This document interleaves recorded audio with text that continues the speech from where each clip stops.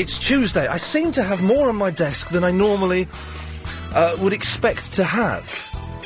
But that's fine, isn't it? I guess. I don't know. Something's odd here. Something's amiss. Anyway, yes, wait for...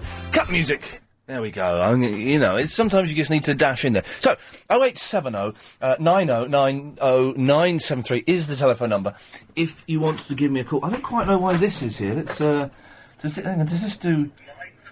Hello? Oh, hello, Ian. It's Paul from Ladbroke Grove. Paul, how are you on this phone? How am I on this phone? You're on the speakerphone. I'm on the speakerphone. What, your speakerphone? I'm okay, actually. It sounds good. It's sounding good, Ian. Well, fine, then stay on the speakerphone for a bit if you want. What can I do for you, Paul? Sure, okay. I was wondering, Ian, I caught bits of the show. I've been very busy with my daughter. Right. And, I've missed a lot over the last few weeks. I heard a bit... Paul, I don't think this is going to work. Could you call back in on the other line? I will do. Thank you, sir. Bye-bye. That was odd, wasn't it? 0870 9090973. First 30 minutes of the show is Triple M. Your call's going straight to air. 7-second delay. Don't swear or be libellous, or you'll get booted off. Line 9, you're on the wireless. Go ahead. Make my day. OK, I'll do my best. Line 5, you're on the wireless. Brady.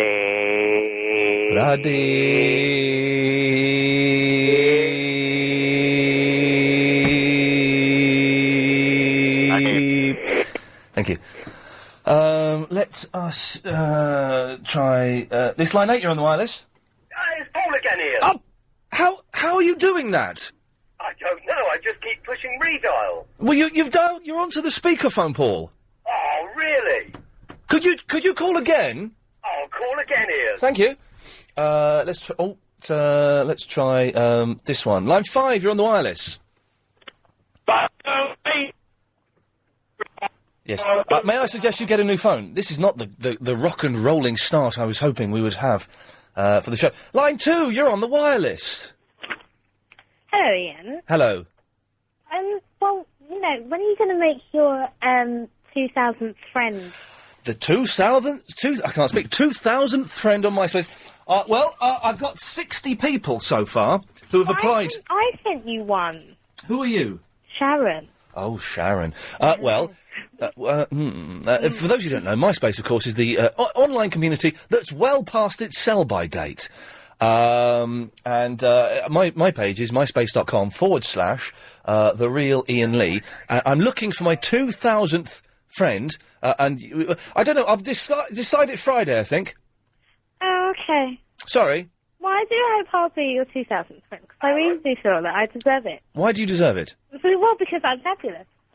How fabulous. Is there a picture of you? Yeah. Did you not have a look? You didn't see it. Well, let's have a little look. You just have to have a click on pics and you'll see me. Okay, you're Sharon, are you? Yes. Okay, I'll have a little look and then we'll see what we can find. Line 5, you're on the air? Paul, Ian, it's Paul. I'm on the speakerphone again, aren't I? How are you doing that, mate? I don't know. I heard you flirting outrageously just now with Sharon. Sharon, who's on the MySpace. I'm going to have my 2,000th friend will be announced this Friday. Oh, good on you, sir. Do you know what? I reckon if we can take your point. We can just about hear you. So if you do your point quickly, then maybe we can make the most of it. Yeah, I just wanted to have a quick recap over the last few weeks.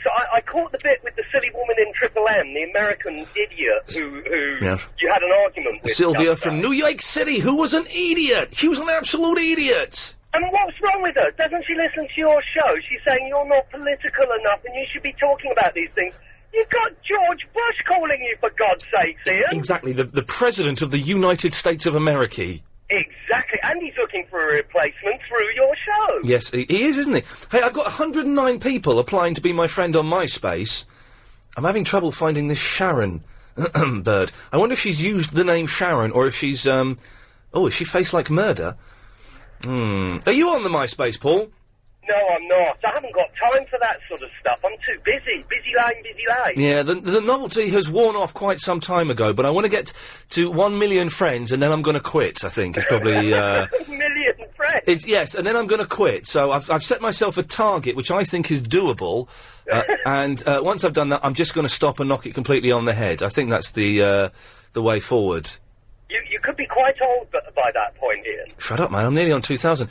This Sharon girl hasn't posted... She's obviously under a different name. I'm never going to find her. She needs to give you a MySpace name. Yes. Tell her to email you in. Yes. What? Sorry, what? Tell her to email you her name. Email it, Paul. I've got to go. Oh, he sounded a bit disappointed there. I don't know why he keeps calling through to that phone, how that works. 0870 9090 973 is the phone number. Warming up the show by taking your calls straight to air. Later on, we'll be talking about lending out DVDs, because I've had a stack load go missing, and it turns out I've lent them to people, and I can't remember who I've lent them to. But we'll mention that later on. Oh, and what is your walking music? But that's, we'll do that after 9:30. Line 9, you're on the wireless. You're right, yeah? Yes. You know where I can get a frog to buy? A frog? Yeah. Well, you can just go to a pond and get them. I've been searching all around, but I can't find any. Yes. I don't know. Desperate in need of one, so if you could ask any of your colleagues. Why do you need a frog? Because I love them. Hey, how old are you? 29. Oh, I can tell you this joke then. I've told this before. It belongs to my friend Mackenzie. It's very funny. How does it go? What turns frogs on? It seems when they see a cat. It's when they see a cat? Yeah. What? How does that turn a frog on?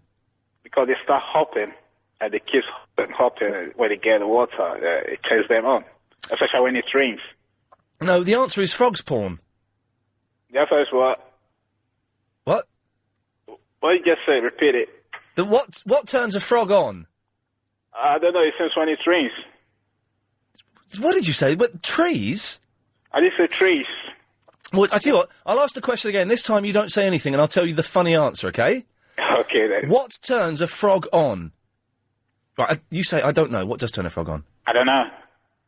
Frogs porn. Is it? Yeah, I don't think he was quite getting the linguistic magic of the gag there. Line 8, you're on the wireless. Ian, it's Sam, Muswell Hill here. Sam, good to have you on board, sir. Ian, I've just managed to get a couple of tickets for this Celebrity Suits thing. Wow, how did you manage to get that? They're in such high demand. Yeah, well, I just emailed that lady from your website. Oh, right, and she just sent them to you, didn't she? Yeah, but I want to bring my my lady wife with me, but she's really worried that she said there's only, like, sort of 5 people in the audience, and she's going to be really exposed. Is it going to be a bigger audience this time round? Well, Celebrity Soup, for those who don't know, is a show I do on the E! Entertainment channel. It's a very hit-and-miss affair. There'll be about... It varies. Sometimes there's 5 people, sometimes there's... Last week there were about 20 people. So you just have to shout really loudly and cheer really loudly and... Yes, it's a bit embarrassing. It's a long record. It's a long show. You get there too early. It's not the best fun. You have to stand up for the whole thing. There's no seating. Sounds fantastic, Ian. Nice one, Sam. See you on Friday. Take care. Bye. Good lad. You can get tickets for it if you want to, but it's a right old chore, and I'm not just saying that to put you... Well, no, I'm saying it to put you off. Line 3, you're on the wireless. Yeah, knickers and knockers and big wobbly boots. Where? Line 4, you're on the wireless. Oh, Ian, I picked up my copy of the Radio Times this morning. Oh, yes. And there's a programme on next week caught my attention. It's not this Thursday, next Thursday. Yes. They've got an American version. You remember Ant and Dec did this series where they revived old quiz shows? Yes. Well, ITV2 are going to show the American version. Oh, right.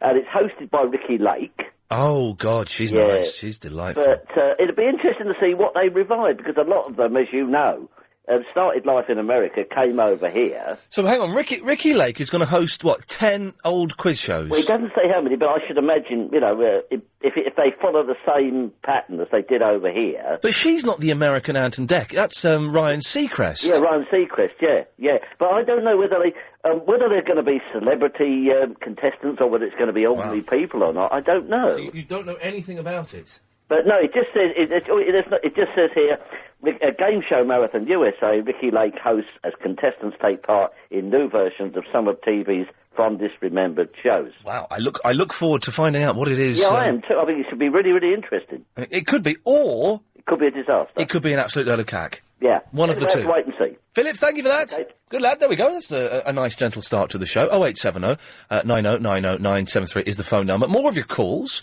I realise I'm getting a little bit too slick. Yeah, I was saying that almost as if Coming up next, it's Robbie Williams and Angels. So I need to de-slick myself. I'll tell you what, I can do that while you're getting the latest LBC 97.3 travel with Amanda Redmayne. Thanks very much, Ian. We'll start off with the problems we've got on public... No, 973 is the phone number. Calls going straight to air. Line 1, you're on the wireless. The window is a hippopotamus, she is not a man. I've seen a little duck-billed platypus living in the zoo. First there is a hen, then there is an egg, and then there's a hen. Caterpillar sheds its skin and finds a butterfly within. Thank you for that. That was good, wasn't it? Line 4, you're on the wireless. You will be pleased to know that the following broadcast of the 3.5-hour, 3 till 6:30 Iain Lee Afternoon Wireless Show is an MC Blizzard-free zone. For your enjoyment and entertainment purposes, stay tuned or call Iain Lee now on 0870 90 90 973. He's got a point. MC Blizzard was irritating the knockers off of everyone yesterday, so he's banned for the week. Which is good. We lost a lot of listeners to XFM. She's a little bit... she really... Yeah, comment. Line 9, you're on the wireless. The heaving, sweaty buttocks. Oh, that's really very, very unpleasant. 4, you're on the wireless. Oh, yeah! Okay, maybe I'll just play records for the first half hour from now on. I don't know. Line 8, you're on the wireless. Hello, Ian. Hello, Line 8. Don't you think Kate Lawler has met her perfect match in the Otway? No. Lady Alex, why does line 10 have a hash by it? And can we get rid of that? We're losing a line as a result of that. What is that for? Any idea? It's puzzled you, hasn't it? Why would there be a hash? And it's an odd name. Why is a hash called a hash? Don't make it all druggy, it's not funny. Why is it? Look at you. You're not touching anything apart from your lips with your finger, almost as if you don't know... Well, then you won't break it, look. This is touch sensitive, but you can touch it. This has happened before, but I wouldn't know what to do. Maybe call a Han engineer. I don't know. I'll go and find a boffin. Good lad. Line 8, you're on the wireless. Hello there. Hello. I want to know why it's called Triple M. Mick's Mental Mayhem, after the man who named it, Mick. Ah, okay, that's it, thanks. Simple as, thanks very much. Line 6, you're on the wireless. Where's Ian? You're speaking to him. I'm not waiting for the 7-second delay to catch up, I'm afraid, sorry. Line 4, you're on the wireless. Munters beware. The Chalk Ice Man will be zapped, only to be replaced by Tommy Boyd. Thank you. Thank you. 0870 90 90 973 is the phone number if you wish to go straight to air. I'm slightly concerned that we are one line down due to... I basically have a switchboard in front of me. It's called Phone Box 2. And it's a touch-sensitive screen with 10 lines. Then there are lines 11 and 12, which are for X-Direct, people who... boffins, basically. And the bosses. If I swear or say something libelous, then they phone in on line 11. If line 11 flashes, man, you're in big trouble. But line 10 has been replaced by a hash, which is a little bit disappointing. I'm hoping we can sort that out. Line 7, you're on the wireless. Has Graham been on the air yet? Graham has not been on today, and hopefully he won't be on. My favourite caller. Why? He just entertains me. He's so funny. I don't think he is entertaining or funny. He's rude. Oh, I get him. He's very funny. Okay. Anything else? No, just one Graham to call. I like Graham. Oh, blimey, I can't believe it. Even the bad phone... Oh, I can't cut you off. Why? Oh, yeah, I can then. Line 3, you're on the wireless. Hello, I'm phoning on behalf of a couple of bottlers on the Digital Spy. They've basically been complaining that the podcasts have been missing over the last few days. Now, it's funny you should say that, and bottlers beware. There are problems with the podcasts. I'll be honest with you. I don't do the podcasts. The producers of the show do the podcasts. Now, they run them through a computer, so they're edited by computer, which means sometimes the editing isn't perfect. I think that's bad, but that's, it's not up to me. And there has been a problem with the podcasts being put online. I don't know what it is. It's been going on for a while, and I think that, as people have paid for them, LBC should pull their finger out and sort it out. It's been going on for quite a while. So, I apologise. Well, other shows had that problem last week, but they seem to. I think yours is the only one affected now. I'm trying to look at it. Well, in that case, I should beat Lady Alex with a stick until her legs I bleed. mean, it does seem coincidental that Lady Alex only started doing the producing from Friday, and the last one was Thursday, and the last one that Helen Behind the Glass did. Well, thank you for bringing it to my attention. He shall be fine. We've got 2 lines with hashes on. Oh, they've gone back. Thank God for that. I'm guessing Alex had no part in that. Line 9, you're on the wireless. Good afternoon. After some advice, if possible, please. Yes, of course. I'm outside a building, and the windows of the building are rather dirty. Yes. And somebody, probably a man in a hooded type outfit, has written a rude word with their finger on the dirty window. Yes. And the word being C-O, and the last 2 letters. Okay, yes, so we don't need to... Yes, okay, yes, lovely. So I'm going to write a word next to it so that it's no longer offensive, and I'm wondering what to put. I was thinking of buzz. So yes. Buzzcock. I love? Possibly. Still a little bit of... That's rude, isn't it? Yes. You could put Les. Put Les to the right of it, then you got cockles. Ah, splendid. Will do. Thank you very much. Lovely. That was fun. Complaints about your podcasting skills, Alex? It's not my fault. Okay, fine. I don't care. Line 3. Don't know who I am underneath, but what I do that defines me. That's Superman, I think. We had that the other day. Line 5, you're on the wireless. Hi, Ian. Hello. I've got a topic you could talk about. Oh, yes, please. We're desperate for them. Well, my granddad travels all around the world, and he went to a country called Turkmenistan. Yes. And the president there hated ballet so much that he made it illegal. Wow, really? Yeah. You got to love some... Where is Turkmenistan? I'm guessing it's some kind of former Soviet state, is it? Yeah, somewhere near the Czech Republic, probably. Somewhere over there. Yeah. So I was wondering, if you could make anything illegal, what would you make illegal? Well, ballet's a pretty darn good choice, because it's rubbish. Have you ever been to the ballet? Once, when I was about 6, I went to see Little Mermaid, and I was disappointed because it was crap. Little Mermaid? Yeah, they had to create the sea. They had like a big blue sheet, and 2 men were holding it up, and someone was lifting a mermaid on the top of it. Oh, that's so rubbish. Ballet is the worst thing. If I could make something illegal, what would you make illegal? I don't know. I would make references to Joe Pesci on phone-in radio shows illegal. That's quite good. Yes, I think I'd go with that. Well, we can put it out there. If anyone else wants to tell us what they'd make illegal, they can. Okay. Thank you for that. Imagine making ballet illegal. Imagine having that much power. Line 5, you're on the wireless. It's Verinda. All right, Verinda. Yeah. Habiba wants to be your friend on MySpace. Yes, I know. She's in the... I've got 109 people waiting and wanting to be my friend on MySpace. My 2,000th friend. Yeah, she's like begging me to ask you... She'll be my friend eventually, don't worry. Everyone who's applied will become my friend, but she just has to wait. And you want to have 1 million friends. 1 million friends, and then I'm going to quit. How long do you think that would take? Well, it's taken me, 3 months to get 2,000? Yeah. You do the math. Okay. And, but the thing is, I don't think even Tom has 1 million friends. Well, this is very boring for people who aren't into MySpace, Verinda. Yeah. But I'm into MySpace. Yeah, but hang on a second. Let's ask, line 2. Line 2, are you into MySpace? Oh. That was the Tweenies, wasn't it? Yeah. Oh, okay. Well, they probably are into MySpace. Let's try this. Line 4, are you into MySpace? Hello? Hello, are you into MySpace? Is Mr. Lee there, please? You're speaking to him. Are you into I am calling from British Telecom. No, I'm not giving you my address. No. Oh, we stopped that just in time, didn't we, eh? Yeah. Line 1, are you into MySpace? I've never been to your space. There we go. See, Verinda, no one's into MySpace. Okay. Anyway, bye. Oh, then only 2,000 people. Yeah, that's your friends. They're into MySpace. Yeah, now. bye. Yeah. Bye. Can I have celebrity soup tickets?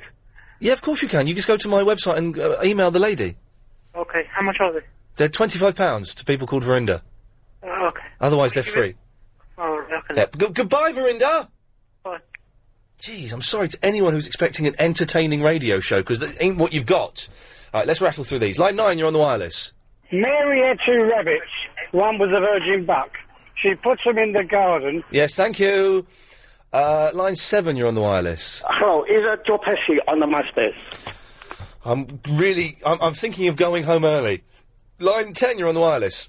Hello? Hello? Hello, it's me, Anne. Is that Ian? Yes, you're on the air. We've only got 20 seconds.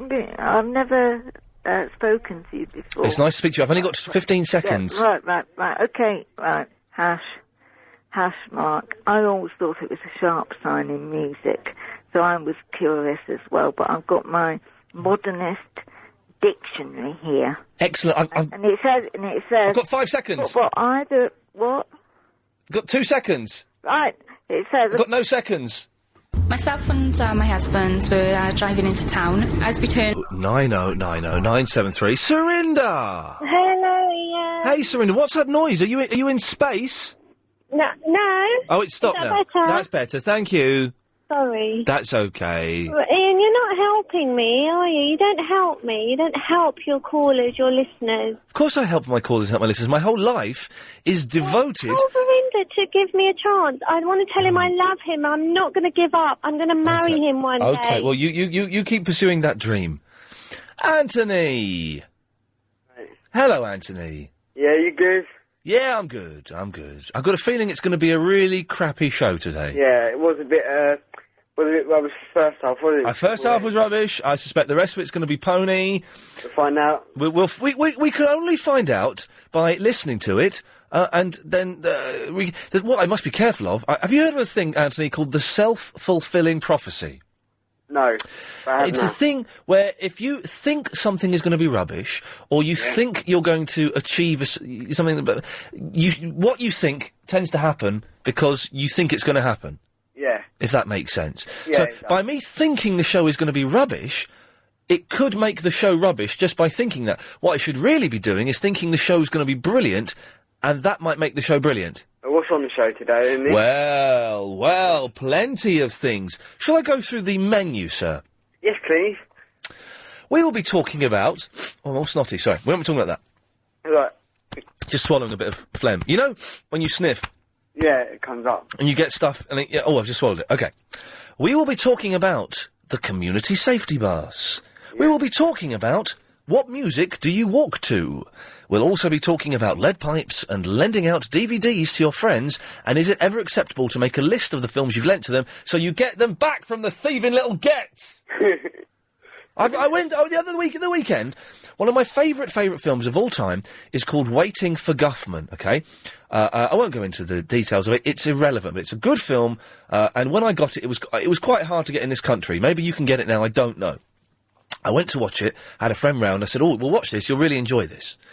I went to find it. I couldn't find it anywhere. I've got 2 bookcases full of DVDs, and it takes a while to find them. Yeah. So I looked through one bookcase, wasn't there. Went to the other bookcase, wasn't there. Oh. After half an hour, I thought, do you know what? I've lent that DVD to someone, and I'm blasted if I can think who the hell it is I've lent it to. I've got no idea who's got it, so I'm going to have to buy it again. Again? Oh, why didn't you try and buy it second hand? Well, I don't think I don't think you can get it second hand in this country. I've also got a hooky. I didn't realise it was hooky when I bought it from an adult video site in Miami. 6.5-hour version of Spinal Tap that's over 3 video cassettes. I've lent that to someone and lost it. Oh, Ian, what do you like? The thing is, though, if someone says, "Oh, I can borrow a couple of DVDs, can I?" You can't really say, "Oh, to be honest, no, I'd rather you didn't." No, so you can't say that. You can't say that because you look tight. So what I need to know is it all right to say, yes, you can borrow it, but I'm going to write down in this book who you are, what you've borrowed, and the date you borrowed it. And you want it back in good condition. I wouldn't care if I just got it back. That's all I want is to get it back. But I don't know if that's being a bit cheeky, saying to a friend, kind of turning yourself into a library. I think it'd be okay, just like say, I'm going to write down who I borrowed it to, and come back when you finish. So. It should be all right, shouldn't it? Yeah. But I don't know if anyone does that. 0870 90 90 973. I'd be keen to talk to you. Or they can email you, can't Ian? What's the email address, Anthony? It's ianlee@lbc.co.uk. No, it's not. Pardon? It's not. Why? What is it? It's Ian at lbc.co.uk. That's what I said. You said Ian Lee. Did I? You muffed it up. Oh, sorry. It's Ian at lbc.co.uk. There we go. Good lads. Thank you for There you that. Anthony, I've got to move on because we've got a lot of calls coming in. Yeah, okay, I'll speak to you tomorrow. Is that okay? Yeah, you have a good day, sir. I like Anthony. He's a nice man. And you know what? There aren't enough nice people out there, and he's one of them. I'm not sure about the next call, whether he's nice or not. Let's hope he is. It's Jake in Barnes. Hi, Ian. What? Hi. Hello, Jake?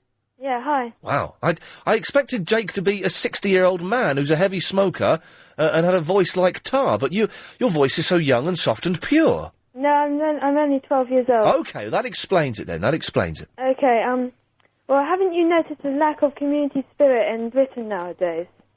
What? Haven't you noticed a lack of community spirit? Au contraire. Sorry? No. I think the opposite. Why? Only today, my doorbell rang. I went downstairs. It was the postman delivering a parcel to me. My neighbour had gone out to sign for the parcel. Well, I think that... I mean, I've lived on my street for 12 years, all my life. All your life, 12 years? I only know, like, 2 of my neighbours on it. Right. And this is, like, a typical street. Yeah. But what makes you think it was any different 30 years ago? Well, my grandparents and my granddad's grandma sort of, they've always said how they've, known people across the street and... Okay, without being rude to your grandparents, I think that they are lying. I think what happens, Jake, now I'm 33, so I'm quite old, but I'm not as old as your grandparents, but... Yeah. When you're growing up, you think, oh God, this is rubbish. Oh, isn't life rubbish? Isn't life hard? Aren't things rubbish? Aren't people nasty? Then, as you get older, you look back on those days and think, do you know what? Weren't things good in the old days? Everyone was nice, everyone was friendly, and in reality, they weren't. Things nowadays, they're different, but I would say they are better now, and people are more community aware and neighbourly than they were 30, 40, 50 years ago. Yeah. Hey, listen, man. 60 years ago, we were sending people not much older than you to fight a war. Well... That's not better than it is now, is it? That's worse than it is now. We were sending people, 14, 15, 16-year-olds were going to war. Well, I mean, if they really... I wouldn't think they were forced to go. If they... Oh. Well, there was conscription, so yes, they were. But but what I'm saying is that you live, in the moment, probably at one of the... Yes, there are wars going on, and there are nasty things going on, but probably one of the best times to be living ever in history. Well, and, it's pretty good. Well, don't you think that it's about time people started talking to each other, because... Why? I mean, we should make the most out of each other. Why? Because then you... What do you think you'd get from talking to your neighbours? Well, if you could, swap tools and stuff and... You could swap tools, yes, that's true. You could swap tools. I speak to the people downstairs from me. I know them. I say hello to the people on either side of me. And that's about it. And that's fine. Because there's no reason, just because you live near someone, that you should necessarily get on with them. I could ask the people downstairs to look after my cat if I was away. I could ask them to water my plants, stuff like that. And that's fine, isn't it? That's quite a good position to be in. Yeah. But I just think that our streets in London could be much better if... Well, Jake, listen, man. You go out and you start making a change, then. That's what I'm doing. I've made a website called ourlittleroad.com. Called what? Ourlittleroad.com. Hey, well, let's hang on a second. If there's a website involved, man, I've got to have some of this. Hang on. Let's get... Oh, dear, this computer is absolutely rubbish. ourlittleroad.com. Okay, let's see what... It's supposed to be for, my street.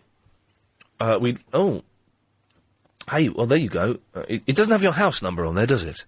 No. Good. And don't tell us what it is. Well, I won't tell you what it is. No, please don't. Well, you've had okay. Well, that's cool. That's good. Okay. But the thing is, does everybody on your street, are they aware of this? Maybe you should, I mean, we've given out flyers and things. Well, that's but cool. People aren't really keen to do it. Yeah. But you should be doing things, surely, you should be, I mean, that's great, but you should be doing things like, making sure the old lady 2 doors down has got enough food in, and if she wants you to go and get a pint of milk This is what this website's supposed to be. Like, if, sometimes old people don't have computers, but if they do, they can post a little thing on the message board. Can someone pop out and get me milk if they're going to shop? Jake, it sounds like you're doing good work, sir. Okay. Good luck with it, mate. Thanks. Thank you. He was a nice person. I think today we're going to get nice people calling in. Fingers crossed. You pulled a face there, Alex, almost as if you've already spoken to someone who's not a nice person. Is that the case? No, they're all lovely. Oh, God, I feel awful. By the way, if you're wondering who that is, that's Lady Alex, who's producing today while Chris is off at his mum's house for 2 weeks. Wow. Sharon! Hello. Oh, it's you again. I'm fine again. Yeah, so you're okay, so you've applied to be my 2,000th friend on MySpace. I have. I've looked at your picture, and you've got no clothes in it. I know. Wow. Yes, you. But I like doing that around my mum's house, because it's in my mum's house, so, I'm allowed to do that, because it's my space, isn't it? Yes, okay, fine.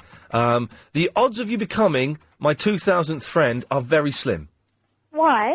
Because there are people who've done even more exciting pictures than that. Oh, hello, Sharon. Yes. Sorry. Listen, we will see. I'm going to decide on Friday. Well, okay. You should probably go and get that. Elizabeth! Hi. Hello, Elizabeth. Oh, gosh, it's school holidays. Yep. Nice one. Yeah. It's just about Jake's comment about communities and stuff. Yes? Well, it is good if there's a sense of trust, like with neighbours, if you're, like, a young person who's just moved from home and Yes. you need some, like, security or something. Yes. They're still starting out, so it's kind of a good thing. What's a good thing? Neighbours? Yeah. Yeah, I'm not saying neighbours aren't a good thing. I'm just saying that, when you're 12 years old, you shouldn't be thinking... It's sad if a 12-year-old is thinking the world is a very bad, cold, miserable place. It's not. It's the best and most peaceful it's been pretty much in the entire run of history, ever.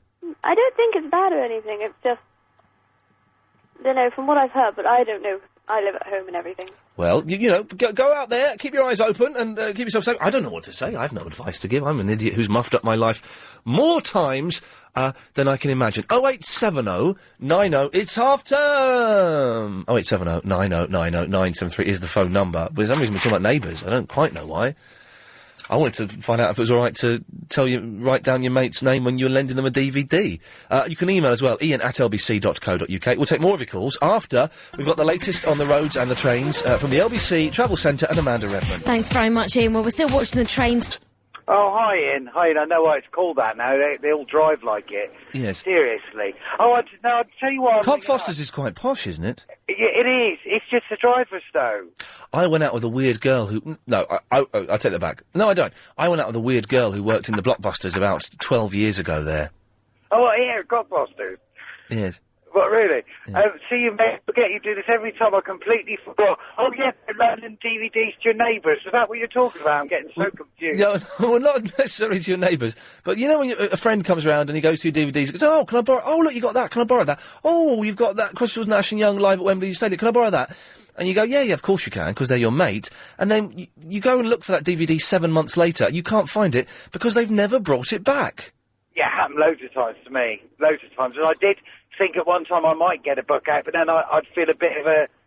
I'm trying to think of a polite word to say, but you know what I mean. Well, I'd feel a bit of that, but I think maybe it needs to be... the film I've lost is Waiting for Guffman, which is one of my favourites. Someone sent me a link saying you can buy it on Amazon for £30. £30 to buy back a film that I've already got and I've lent to someone. Exactly, yeah, it's a bit upsetting, isn't it? Right, I rang Bob last night. Oh, Crazy Bob, yeah. Yeah, I'll tell you what, I was going to cheat, but I'm not going to cheat, I'll tell you the truth. He's talked to Edwina, and she said you're tall, so I'm guessing he's tall. But I couldn't guess I would guess he's slim. Right. Slim. Yes. medium to fair hair, and this is pure guesswork from... Okay, this is by the way, this is Crazy Bob, who is filling in... Clive's producer, and he's filling in for him all this week. Okay, yeah, so you... Bob Johnson, right? Bob Johnson?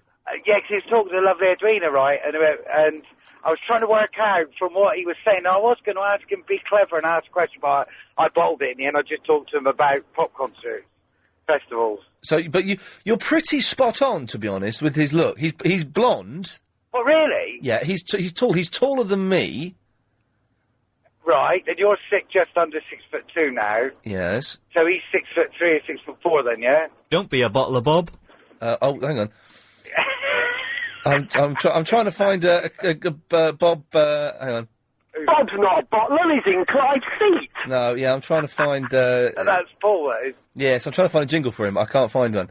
Yeah, and the other thing was, I was going past the shop window just now. Oh, right, yeah. And I was a bit offended by the word. It was les. What could you put in front of that to make it less offensive? Yes. Thank you, Jonathan. Bye-bye. Yes, it was referring to a piece of graffiti that we saw around. I can't find any of Bob's jingles. I don't know where it is. Anyway, he did a cracking job last night. I texted in. I refrained from calling in, because sometimes you don't want to call in in case you think you're getting in people's way and you're trying to hog the limelight. You know, a number of times I'd love to call in various shows on here, but you think, well, I've got 3.5 hours. That'll do me. Barnsworth! Hello, Ian. How are you, darling? I'm a bit windy, Pops. No. But I'm fine, though. Absolutely fine. I don't think it's going to be a good show today. I'll be honest, it hasn't been the best. What's lacking from it, Barnsworth? Like, yesterday I thought it was really good because everything flowed together. Yeah. And today it doesn't seem to be doing that, does it? I'm not blaming Lady Alex, by the way. That's not... No, Lady Alex. Hello? Hello, Ian. Yeah, well, I'm talking to Barnsworth. Who's this? This is Rob. Hello, Rob. I've got Barnsworth. How's he doing? All right? She? She's doing fine. Barnsworth, are you doing well? Yes, I'm doing fine. Well, hang on, stay there, Barnsworth. Rob, what did you want, sir? I was a first-time caller, and I wanted to talk to you about what a wonderful show this is. It's not been that wonderful today, though, has it? Has it not?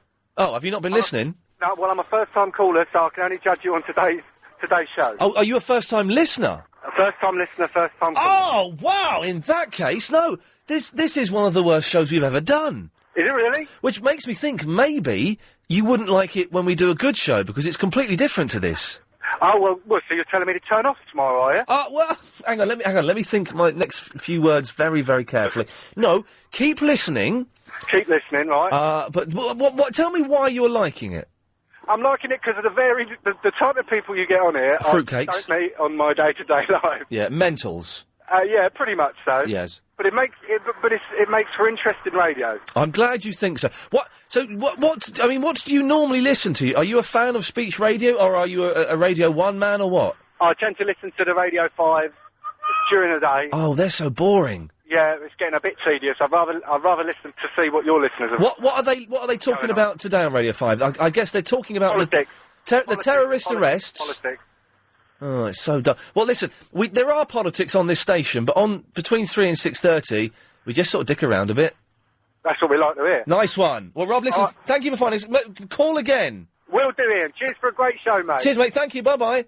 Oh, blimey. He'll be disappointed if we do a good one tomorrow, won't he, Barnsworth? I think you'll enjoy it even more. Yeah, I hope so. Oh, well, listen, maybe I'll try and pull the show out of the doldrums. But normally, if it starts off badly... hang on, this might work. Chris in Crouch End. Oh, hello. Yes, I would like to disagree with you when you said that we've never lived in such a good time in history as now. I would beg to differ. Well, first of all, we've got the EU. I mean, for hundreds of years... Whoa, no. I'm talking in terms... No, Chris, I'm talking in terms of peace and violent activity. Well, we've got plenty of violent activity in Iraq, in Afghanistan... Yeah, I know, but you compare it to the... country. Oh, Chris, I'm not even going to have this argument with you, because on the streets of this country is not anywhere near as bad as it was in 1944. No, but young men are being killed on the streets of this country. Not as many were being killed in 1944. No, No. It's a ridiculous argument. Hey, listen. It's not because people were fighting for their country, but people Chris. in this country gave our country away to the EU. Chris, are you going to listen to me, or are you going to... shall I cut you off? The choice is yours. Oh, so you won't listen to me? No, I'm listening to you, but you're talking absolute nonsense. Oh, really? Yes, you are. Because in 1944, millions of young men died. In 2006, I don't know, a few thousand people died. Which is worse? Millions of young men dying, or a few thousand young men dying? Which is worse? Those millions. Which is worse? It's worse for us to have our freedom taken away. I'm going to cut you off because you're talking absolute guff. Anyway, Barnsworth. Yeah. Right, you were talking about... I gave her an easy question. She gave the wrong answer. Yeah. She's always like that, though, isn't she? Well, no, sometimes I agree with Chris, but there's no way you can say that millions of people dying is better than thousands of people dying. Hey, in Christ's time, guess what they used to do? They would get someone who was a criminal, a shoplifter or something, they would get a big piece of wood in the shape of a cross, they would nail them to it. Really? They would nail someone to a piece of wood!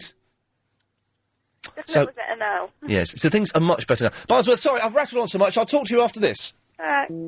Just a few years ago, he wouldn't have... I believe you may have called in with a point. Yeah, you know how you're talking about getting a book to write down the DVD? Oh, Amber, you all right? Yeah, I'm fine. Okay. So carry on, Barnsworth. Right. But I do that with, like, CDs and stuff like that, but that's only because I never get them back. You actually write... Sorry, I've got a really irritating spot on my arm. I hate that. Where has it gone? No. Oh, that's ripe as well. I won't. So you actually write down what CDs you lend to people?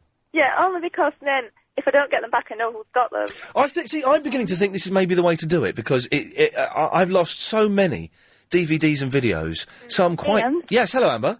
Hello. I think what you should do Yes. is, when my friend came round, she looked at my DVD collection and was like, "Oh, can I borrow this because I haven't seen it?" Yes. And I was like, "Yeah, go ahead." And I kept asking her, "Can I have it back now?" And she said, "No, because I haven't seen it yet." So then, when I went to her house, I took one of her DVDs, and I'm not going to give it back until she gives me mine back. Did you tell her you were taking the DVD? Yeah, I did. So I said, "Oh, I haven't seen this before, so can I take it?" And she was like, "Yeah, go ahead." And but I've actually have seen it. So You've got a DVD hostage situation taking place here. You need to exchange them by walking over a very long bridge together at the same time. So that's one way around. The thing is, I don't want my mates' rubbish DVDs, because I've got some wicked DVDs. I have got so many DVDs that I haven't even seen. I just buy them on a whim and don't watch them. So I don't want to borrow their rubbish DVDs. It's really annoying though, because you spend so much money on these DVDs, and then when they come back, once my friend gave me back like a DVD she had borrowed ages ago, and the cover was literally broken. Oh man! And I was like, "Oh my god!" And I didn't know what to say. I was just like, "What happened to the cover?" And she was like, "I sat on it." I am like that. It's so literally out of order. Oh my god! I'm like that. It's so bad. Maybe it's a bit like you know. No, I am like so right behind you. Like. Well, that's cool. Yeah, no, I am so, like, thinking that is the thing to do, that I'm so, like, gonna borrow a DVD, like, off of my friend, and I'm so not gonna give it back to them until they so give me back my DVD. I know, it's like a little time out. You know when little kids behave and it's like time out? It's kind of like what you did to MC Blizzard. Oh, he's MC Blizzard is banned for the week, don't worry. Anyway, Barnsworth. Yeah. I am, like, so gonna, like, borrow my friend's DVD and so, like, not give it back to them. That's not a bad idea if it's one that they like. But then, you know, if it's not one they like, you lose. Hey, Barnsworth, right? Lady Alex and I were watching James O'Brien leaving the building today. And when he walks, you can kind of sing the step... Are you aware of the Steptoe theme tune? No. And then... Bum ba bum bum. All right. Yeah. It fits perfectly over the man's walk. So, is there any song that you think would be appropriate for your walk? Not really. Well, keep listening. Maybe we'll come up with that. I'm trying to find what would be a good music for me to walk to. Steptoe & Son's not the greatest tune. He's just got this kind of strange, sort of gangly gait about him. 0870 90 90 973. More of your phone calls and emails after the latest LBC 97.3 news. He's going to walk to the Steptoe theme. It just kind of seems to fit him as he was bumbling along down the road. I think that Mr. Lloyd, the head of this mighty fine radio station, he kind of walks... I just imagine the Benny Hill music as he's walking along. I don't know, he's quite, frantic. Yes. Who's that? Blonde. Well, don't cough. Sorry. He's quite... there are people listening in digital quality stereo, Blanche, now covered in your phlegm. That's how good it is. That's how good digital is. Shut up. She's a lady, I'm a man. Anyway, what music would you walk to, Blanche? Oh, me? God, no. The funeral march. A funeral march. I'm getting pretty near it. Yes. Getting pretty near it. So, well, Mr. Lloyd is steptoe and son. Hang on a second. Line two. What music would you walk to? Top of the chuck ash to you, Miss Lee. Okay, right. That's not helpful. You'd have to have something long and sinewy, wouldn't you? Hang on, what music is long and sinewy? I haven't got a clue. Oh. You go on for miles, don't you? Thank you very much. No, I don't mean that. I'd like something like this. Hang on. Here we come, walking down the street. That would be good music to walk to. No, not for you, Ian. Well, something a bit faster? No, I've got pleasant memories of the monkeys.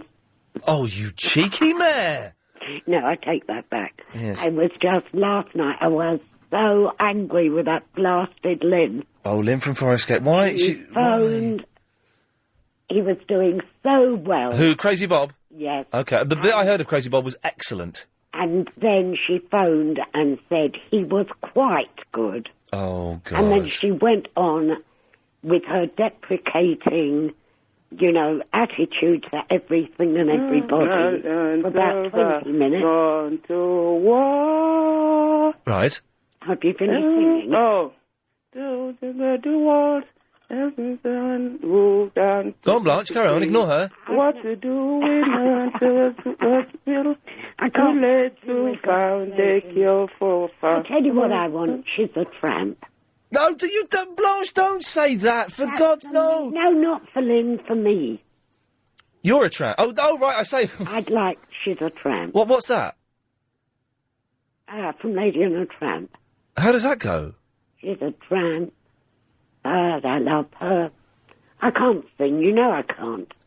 Well, I don't know that. I've never seen Lady and the Tramp. The only Disney film I've seen, the only Disney cartoon I've seen, I went to see Snow White, I think, when I was a kid at the pictures. I don't believe it. What? You haven't seen any of the others. You haven't seen Fantasia or... Oh, Fantasia's famously rubbish, isn't it? Fantasia, the original one, was magnificent. No, load of old cack. Self-indulgent nonsense. I've not seen that. I've not seen any of them. No, the only Disney film I've seen is Snow White and the Seven Dwarfs. Oh, I tell you what, I'll have the minute she walked through the door.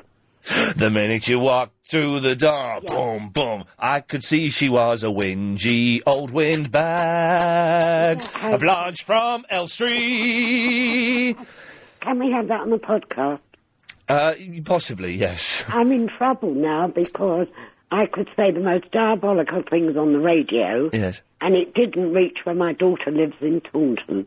What? Now they're taking it down to Taunton. Oh, yes, no... And she can hear me. They're going to have the LBC's going to have the digital signal all over the country. Now I've got to be very careful. Yes, well, because you were saying those horrible, wicked things about your daughter just the other day. That's why I'm going down to stay with her in a few days. Yes, you're going down there to get a free roast dinner. Of course. That's the only... Excuse me, what pensioner can afford to eat? Oh, Blanche, shut up. You're rolling in money and you know it. No, I'm not. Yes. Well, no, I'm not. Okay, well, listen... What are we going to do about Lynn? No, we're going to do nothing about Lynn, for God's sakes. Alex! Hello. Hello, Alex. Yeah, before I talk about the DVDs, I just want to tell you that I was listening to a show yesterday on my mobile phone, walking down the street. Yes. And you had me in absolute fits of laughter, and I got some serious, strange looks from people, because obviously people didn't know. What was... Hang on a second, line 7, what do you want? Chuck eyes. Oh, he's really getting on my nerves. No thanks. Well, no, no thank you. Maybe that's all we need to do is say no thank you. Yeah, he might get the message eventually. Yes, okay. Well, good, I'm glad you were laughing away. It's not been that good today, and I don't quite know. Not fabulous, not fabulous. I have had a few chuckles, but not as much as yesterday. But luckily I wasn't walking down the street anyway, so... Okay. Any odd looks. Nice. Yeah, DVDs... While you're walking down the street, what music would fit you? Oh, no. Oh, no. I don't know. See, I think something... when I'm driving, I quite often have something like... in my head. Just kind of makes you feel... you know, as though you're a bit cool, a bit special, but in the good way. Shades and like a leather jacket, and that wouldn't go with me. So you maybe, but not me. Okay, maybe not. Anyway, sorry, go on. What did you call in about? Yeah, the DVDs? Yes! Yes, my brother went out and bought this fabulously expensive book and a pen so that he'd know, what book was for writing the DVDs in. And so he actually had a little library system? Yeah, he's got a little book and everything. But people still don't give them back. Mm. So he went out, spent loads of money on this book. Well, not loads of money, obviously, but money. Yes. And a special pen. A whole 99 pence? Oh, yes, the whole Wow. 99 This guy is crazy. Yeah, but now the book's redundant because he's got no DVDs and a book full of people. But the benefit is at least he knows who has got the DVDs. Yeah, but they deny all knowledge. Oh, no, they don't, do they? Yeah, so there's no point anyway. So don't go out and waste your 99 pence. Even though, does he fill in the book when they're there? No, he doesn't tell them. There you go, that's the thing. You need to do it, to make this system work, of lending out DVDs and having a library system, you need to say, right, Steve, I'm going to write down now that you have borrowed Waiting for Guffman, Donnie Darko and Head on this date today, and when I want you to sign it, then you get Steve to sign it, and then you've got actual evidence. Well, I did take his lead, and I did what you're saying. Yeah. But then I've just had to take it one step further because I've got one of my favourite CDs here, and one of my friends borrowed it. No. And I did tell him if he brought it back scratched, which he's renowned for doing, Yeah. he would have to pay me the £15. Hang on, he's famous for bringing back CDs scratched? Yeah. What's this guy's name? Name and shame him. No, I can't. Name and shame this criminal. Oh, I love him to bits. I can't do that. But anyway, I told him he'd have to pay the £15, and he brought it back. I played it, and it was scratched, and he gave me the £15. Good, as he should do. Alex, name him. No! Give me the man's name. I might be lending CDs to him inadvertently. I don't think so. I doubt it very much. Alex, thank you very much for that. Well, if you've got a library system and it works, can you give me a call? Because I'm going to start doing it, because I've lost a stack load of DVDs. Absolute stack loads. 08709090973. Reds, what's your walking music? Not my walking music, your walking music. Oh, go on, let's have it, go on. Jaws. Yours should be the theme tune to Jaws. Because you've got a sharp tongue, you know. Yeah, but I don't walk like a shark. No, but you walk as if you're dancing to the music of Jaws, because your tongue could slice cheese. Trust me. Wow. Reds, I think that's a compliment. I don't know what it means. 08709090973 is the phone number. iain@lbc.co.uk. We'll take more of your calls and more of your emails after we've had a little bit of these adverts. Are you going to run the dishwasher half empty? It feels like Thursday. This week is gonna be a long old week. I can guarantee that. 08709090973 is the telephone number if you want to give us a call. DJ Snowstorm. All right, bruv. Hello, mate. How's it going? Yeah. Listen, I've actually seen you walking in your full-length student coat, yeah? I haven't worn that for about 6 years. Listen, personality, you would suit maybe Inspector Gadget, yeah? Right, yes. But for your actual walk, I don't know, maybe rhubarb and custard. Remember that show? Yes. Anyway, listen. I do. I don't like people dissing the. What's wrong with you, Snowstorm? Why can't you speak? No, listen, I'm a bit distracted, bruv. By what? No, it's just I've got a few things going on, obviously. Yeah, the type of business I'm in, the type of things I do. You don't understand, bruv, all right? Yeah. Listen, I don't like people dissing my people, okay? Right. Why? The blizzard. Oh, no, the blizzard is he's banned for the week. Hang on. Keep it there, but just keep the line closed, is what I'm trying to say. Go on. Unban him. No, he's banned for the week because he's really boring. I really wish you wouldn't... He'll be back next week, don't worry. Okay. Yes. Right. Well, I'm in close contact with him anyway. Well, what's he been saying? Well, he's obviously upset, yeah? Yes. So... Yes. Anyway, what theme tune do you think you suit then? With that sort of walking at speed, fully extending your foot. I think it'll be something like,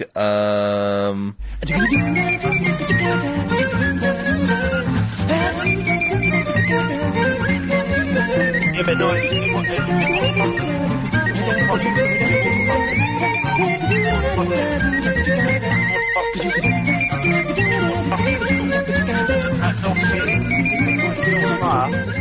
What?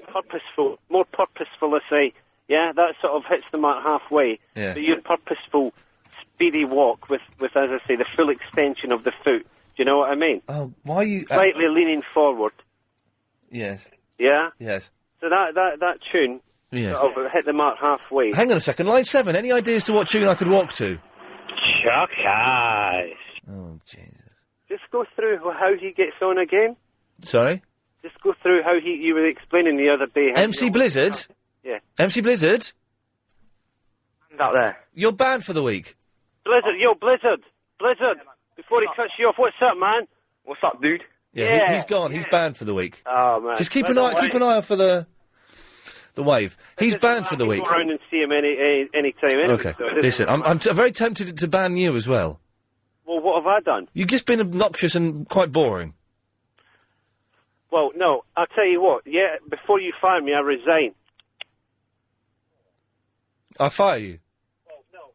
You've got to put the phone down. You're still listening. Hold on. Yeah, I resign. Yeah. Okay, fine. Bye. Wow, who was next? Did we have Aaron? Yeah, hello, mate. Hello, mate. Yeah, I'm just talking about the DVDs, about writing them down. Yeah, keeping a nice little library system going. You got to do it. You got to do it. Or they won't give them back. They won't. But also, I don't know if it's ever happened to you, but I've got films back and I haven't watched them for a little while. Yeah. Then you open up the case. Yeah. And there's no disc in there. Oh, yeah, no, I have had that, and that's... And then you got to think, right, who did I lend that to? Yeah. And so I've got a couple of films like that, but write them down, write it down in front of them so they Yes. know. Yes. That gives them a bit of fear. Yeah. And then hopefully that fear should install in them to give it back to you. Hang on, what fear are you putting in them? Are you threatening them with violence?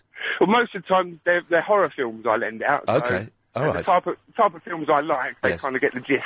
Yes. But yeah, write it down because I've got so many films which I'm sort of like trying to hunt down. I was thinking of getting a squad of people to do it for me, but Like a death squad? yeah, or worse. Worse than a death squad? Wow. Yeah, you never know. But yeah, do it, man. Just make sure you write them down because it helped me that it could be hundreds of pounds you lose out. Yeah. Aaron, listen, thank you for that. Stick to your guns, man. Stay strong. Thank you. Stick to my guns. I don't. Can I say I don't literally have any guns. That would be illegal. But I would like to fire a gun. That would be kind of cool. Not, it would be good to fire a gun. It would be brilliant to fire a machine gun and feel the power of that. Maybe I should go to one of these countries where guns are legal. No, a firing range or something. Paul, have you ever fired a gun? I've fired a couple of guns, yeah, but not very many. I'm not really into guns, to be quite honest, When were you firing guns? When I was in Ireland, when I was a youngster. Wow. Obviously, you're not allowed to do it in London.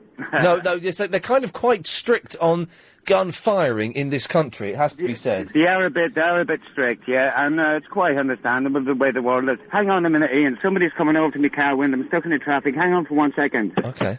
What do you want, mate? Chucky! Traffic, hang on for 1 second. What do you want, mate? Chucky!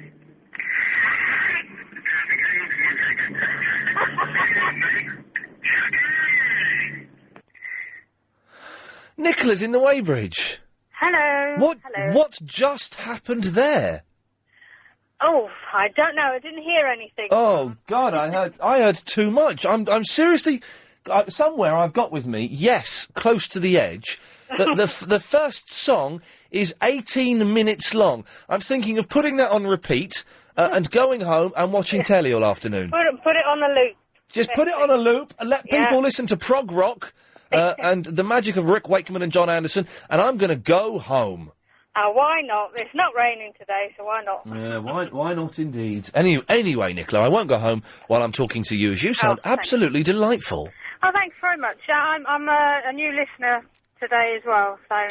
Oh, this is good. You're the second person I that's am, not only I am. listened today for the first time, but has decided to call in. And then decided to ring in as well. You don't think that the show's too flippant or too light or too rude, do you? No, it's funny. It's definitely funny. That's what we're in for. We had a woman...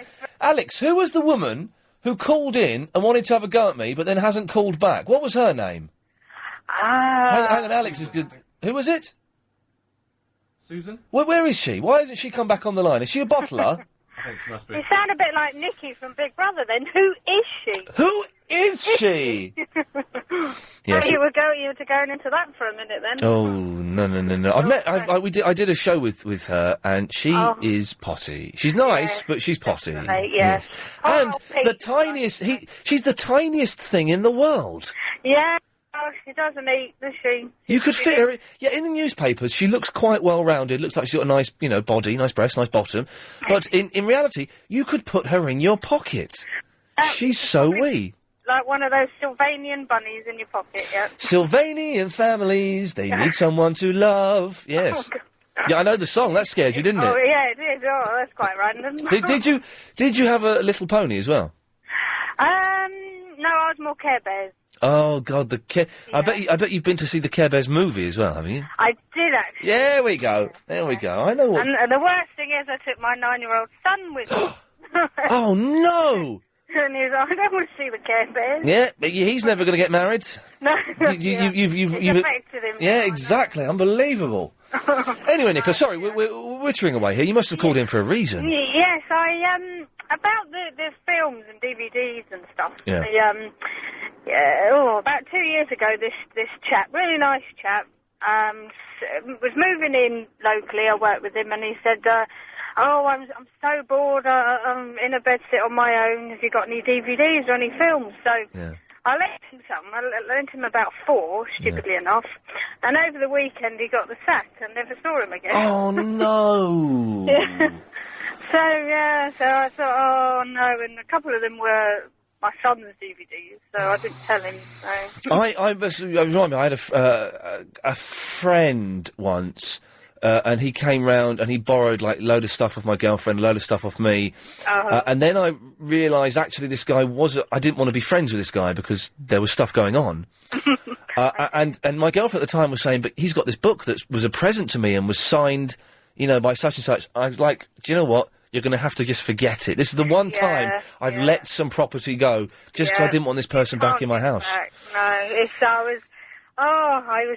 was ringing personnel, and I was, we've got 4 of my DVDs. Oh God, you were really chasing them up. Oh yeah, no, they wouldn't go. Yeah, I was there. I need to speak to HR and whatever, and no, they. Data protection wouldn't give me any details. Data bloody protection. What a lot of Yeah. nonsense that is. Anyone who's can use a computer can find out people's addresses. Yeah, but I think he was a bit flighty, so he'd done a couple of weeks here and a couple of weeks there. A dodge pot, I believe, would be, I fell for it, so. Well, it could have been worse. You could have given him your heart. That would have been much worse. I batted for the other team, so.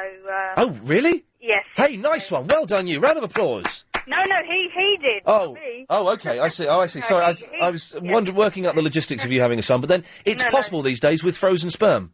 Well, exactly. Yes. That would be quite cold and uncomfortable, though, wouldn't it? I have actually. I did want to go down that route because he's having chemotherapy at the moment. Wow. So, Oh, really? Oh, you can freeze his sperm. Well, I know. Well, exactly. I don't want to think about it at the moment. Well, Nicola, listen, we have to go to some ads. I'm afraid to cut you off there, but thank you very much for calling, and maybe we'll discuss this later. Yeah, thanks Cheers. very much, Ian. Bye-bye. If you've just missed that bit of Iain Lee, you can lending DVDs, walking music, and I don't know what else. Whatever else you've chosen to call in about. Banning things, yes. Nina! Hello. Hello, Nina. It's very difficult to speak to you, you know. Why is that? I've almost forgotten all about this. I thought I was waiting to see Tony Blair. What, today? Yes, because I called over half an hour ago, and maybe your secretary or who told me that Lady Alex. they'll get back to me. I was almost falling asleep. Yes. And I'm thinking that you must be a very special person. They got back to you, though, Nina. Sure, they did. Yes. So how are you?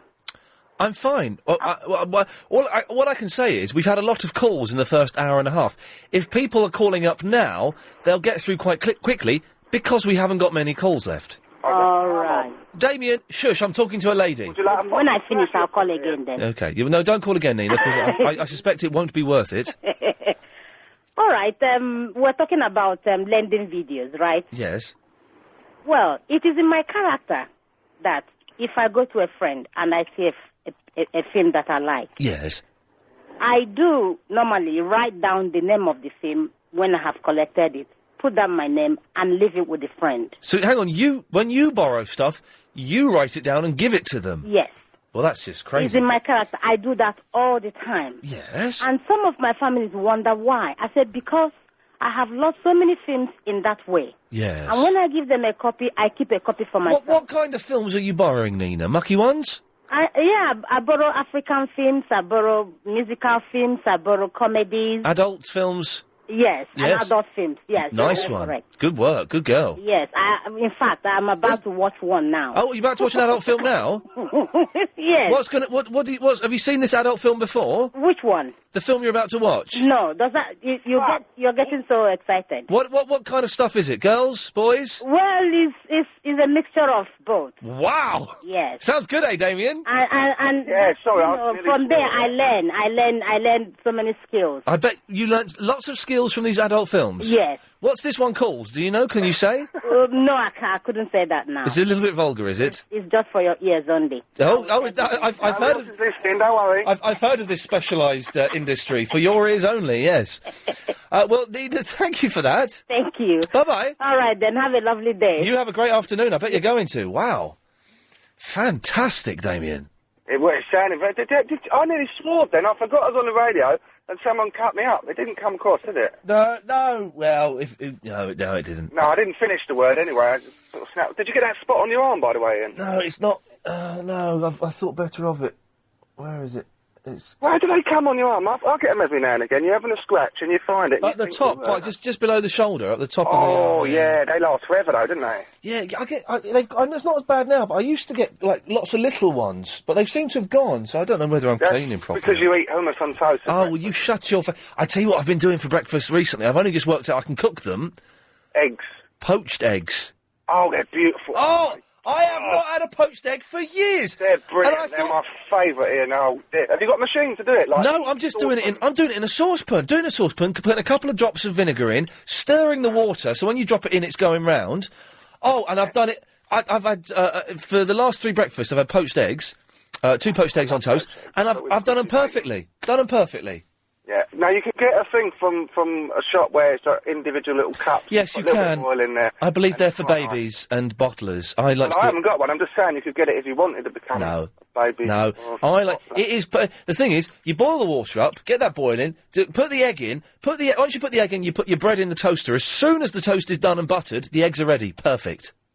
Is that right? That is the Iain Lee formula for successful poached eggs. Oh, and it tastes so nice. I do. Yeah, it's non-greasy. Sometimes fried egg can be a bit too much in the morning. Yeah, scrambled eggs can be a bit heavy sometimes. I can't be bothered peeling a boiled egg. It's nice before you go jogging, Ian. You wouldn't eat eggs before. You have a banana before you go jogging. Maybe after you go jogging. After you go When jogging. do you go jogging, Ian? I do not. I haven't got. Do you know what? I haven't got time to go this week. I might go. Oh no, I've got the fridge man coming around Thursday. I might go Thursday evening after work. Yeah? I've got to go 4 times this week before my trainer gets back. I've been once. Right. Because I've only got another couple of weeks and then I'm off for the winter. Now, this is and 'cause- you need to get your surprise. I'll drop it outside the LBC. I will do it. What surprise is it? It's a special surprise. If it's something for the garden, I don't want it. I'm not going to give you anything for your garden. You wouldn't accept it. No, I It would just be illegal. I don't want a bench unless it's a bench with my name on that's actually in Highgate Woods or wherever it is I choose to go running. Well, just tell me what it is. I'm not going to tell you, am I? Well, then I'm not fired a gun, by the way, Ian. You haven't, have you? You fired a gun, have you? Yeah, in Phuket. Just off an island. Not Phuket, Pattaya. Yeah, all right. And it was a shotgun, and it cut my shoulder because I was wearing a vest when I did it. Oh, the kickback. Yeah. Did you feel like a man, though? And let's not being flippant about gun crime. Let's just get that straight. But the actual act of firing a gun, did it make you feel all-powerful? Yeah. A little bit. But I'm already a man anyway, so I don't need to feel like a I want to fire a machine gun, then. Do you know you can go to Cambodia, and I don't recommend it. It's nasty, it's horrible, but for $100 US... Don't tell me I can kill a man. No. I thought you were going to say... Oh, right, okay, good. Oh, no, I don't recommend that at all. No, I wouldn't even talk about that. I worry about you, Damien. It was a surprise. Right. You know, jogging surprise. Yes. I'm not telling you where or when I'm going jogging. Oh, no, I just wait outside your house. We don't know where I live. Vehicle. I do. It's easy. Just go to your local paper shop and go, where's that tall Peter Crouch looking goofy to live? But Crazy Bob looks more like Peter Crouch than I do. I haven't seen Crazy Bob, and I don't have fantasies about him. He's blonde, and he's taller and more gangly than I am. Oh, well, I haven't got a surprise for him, I'm sorry. I'll have to listen to his show maybe later. Okay. What was the surprise again? I can't remember. What was I had something to say after that? Oh, you're going to cut me off now. Yeah, do you know what, Damien? I think I might do. Hello? It's Billy Bragg! Oh, hello. Hello, Billy Bragg. Billy Bragg uses cups. Cups? You know, the little cups. Yeah. I don't like the water thing you're talking about, really. What? You know, the water thing, the poached eggs. Oh, for poaching eggs, I wonder what you're talking about. Yeah, no, it's good, though, because the white goes everywhere, the white kind of detaches and makes its own little thing. It's good. Anyway, how are you? But the cups for poaching eggs are, I don't want to say gay, because that's offensive, but they're a little bit, unnecessary. Well, I suppose it's my childhood. It was always cups in our house. Yeah, no, mine are cups. I think you had like 4 or something. Yeah, 4, little white ones. Oh, these are little silver ones, and you put boil water underneath it, put the eggs in the cup, and they came out a nice shape. But I like but the poached egg. You can't beat a poached egg. You can't. Anyway, Billy Bragg, have you called in for something? Yeah, I'd like to be banned. I think it's rock and roll. So can I be banned? No. No, you can call up any time you want, and you'll get on the air.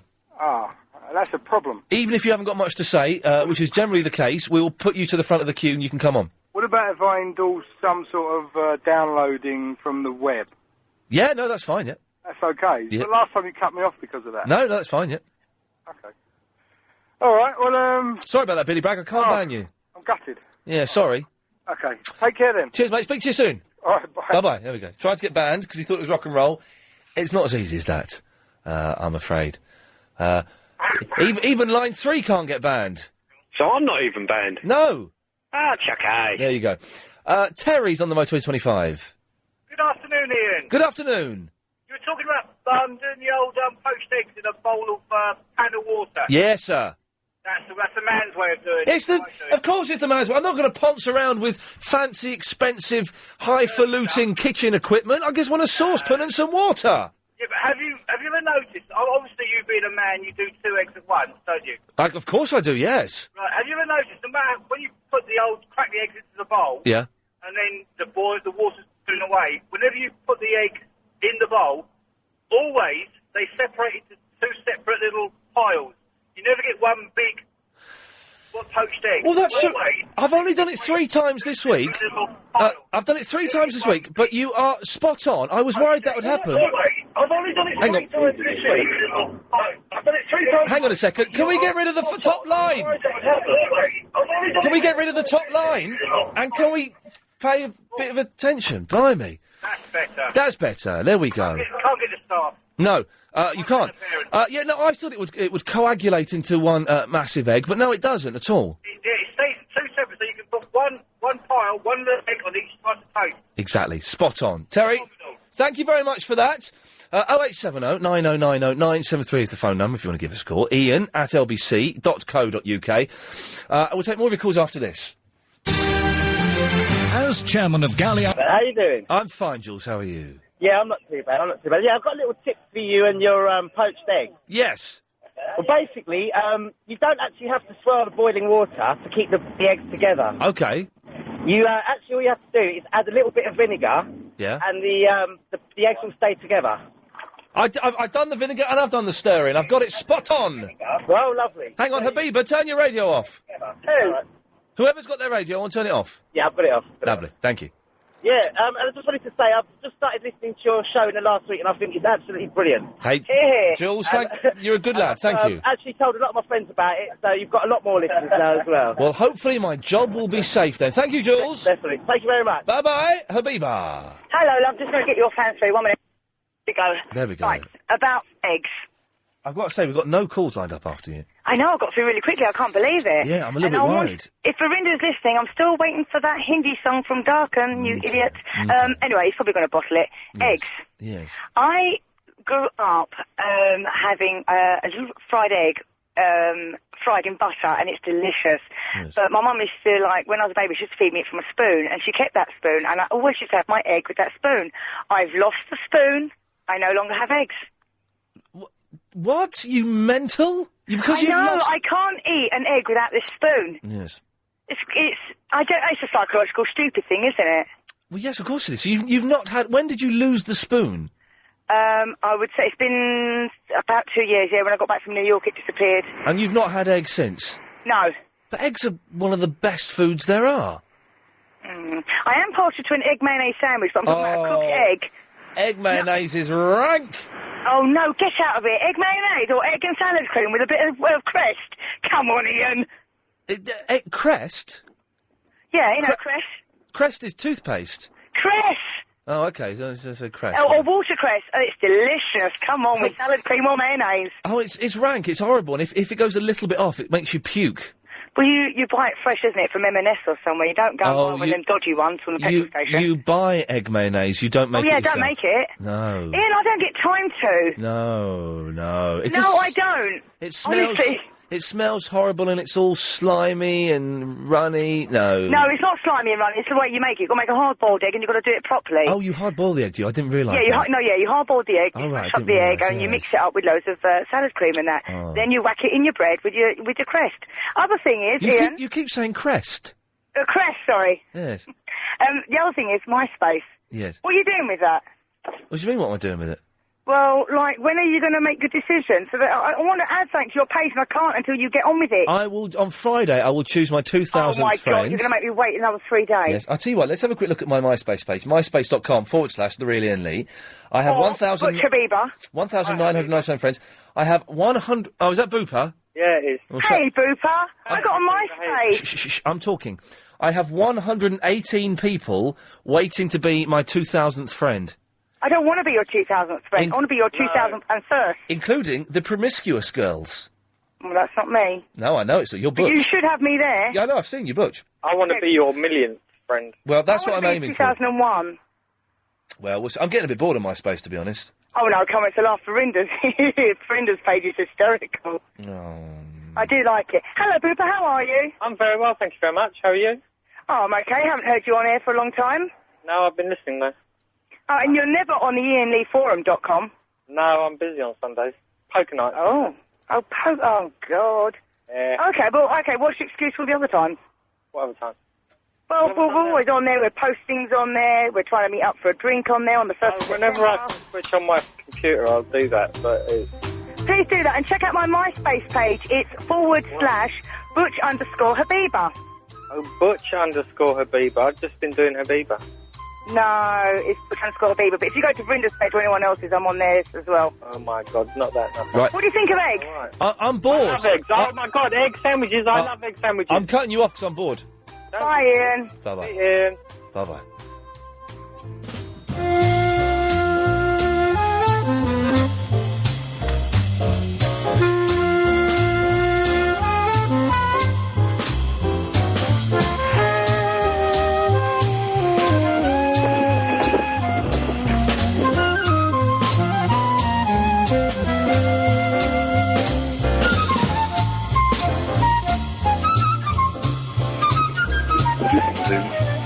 I heard you a bit stolen callers, Ian.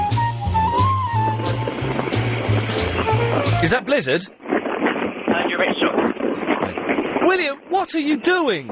All singing and dancing, I do nothing. It sounds like you're rolling down a mountain. Oh, well, driving a bike, young man. You having a what? I'm driving the bike. Oh, okay, fine, there you go, lovely. What can I do for you, William? Hey, Everything all right, young man? I've lost the will to live today. I really, some days you think I might just quit and go and live on a mountain in Connecticut. I'm thinking that I might do that today. Yeah. Well, I'll cheer you up. Go on then, mate. Is it Christmas yet? No, it's nowhere near it. Oh, that's not one of my sayings you ain't heard. Oh, good. So you've got your own little catchphrases. Yeah, well, I like to make people smile. Okay. And make people laugh. So, you only get one go at life, and so have fun. I can't wait for Christmas, to be honest. Yeah, I'll be all singing and dancing then, mate. Christmas is Christmas is for kids. No, it's not. Christmas is for adults, man. It's by coincidence kids do quite well out of it, but Christmas is for grown-ups because it's wicked. It's the only time of year I have a drink, because I can't drink and drive. It ain't worth losing my licence. Exactly. So, I've, a few beers if that's your thing, a lot of good food, sitting down, not working, watching the telly. How'd you know I was fat then? Well, I could... You've got a fat voice. Oh, thanks, mate. I'll tell you what I mean by that. It sounds like your chin is kind of slowing your voice down a bit. Oh. I've got double chin, not triple chin, eh? No, that's not bad, is it? Yeah, all singing, all dancing. All singing and dancing. Yeah, nice one. Is it Christmas yet? William, thank you for that. Bye, mate. Bye-bye. Guy. Hello, Ian. How are you? Oh, do you know what, Guy? Yes. Talk to me, Ian. Yes, I'm talking to you. Talk to me. I'm talking to you. Tell me what's going on. I feel, Ian, I've got to say that I don't feel part of your club, your select. So that you've got about 10 people who phone in every day, and I do listen to you pretty much every day. Yeah. And I don't ring up that much. I do enjoy you, I've got to say. But you do have your select few people on it. How do you penetrate the inner of that sort of arena that you have? Well, you just have to call in a bit and be, I don't know, a bit of a character. I don't know. I feel like I need to make up some ridiculous name or something, like, I don't know.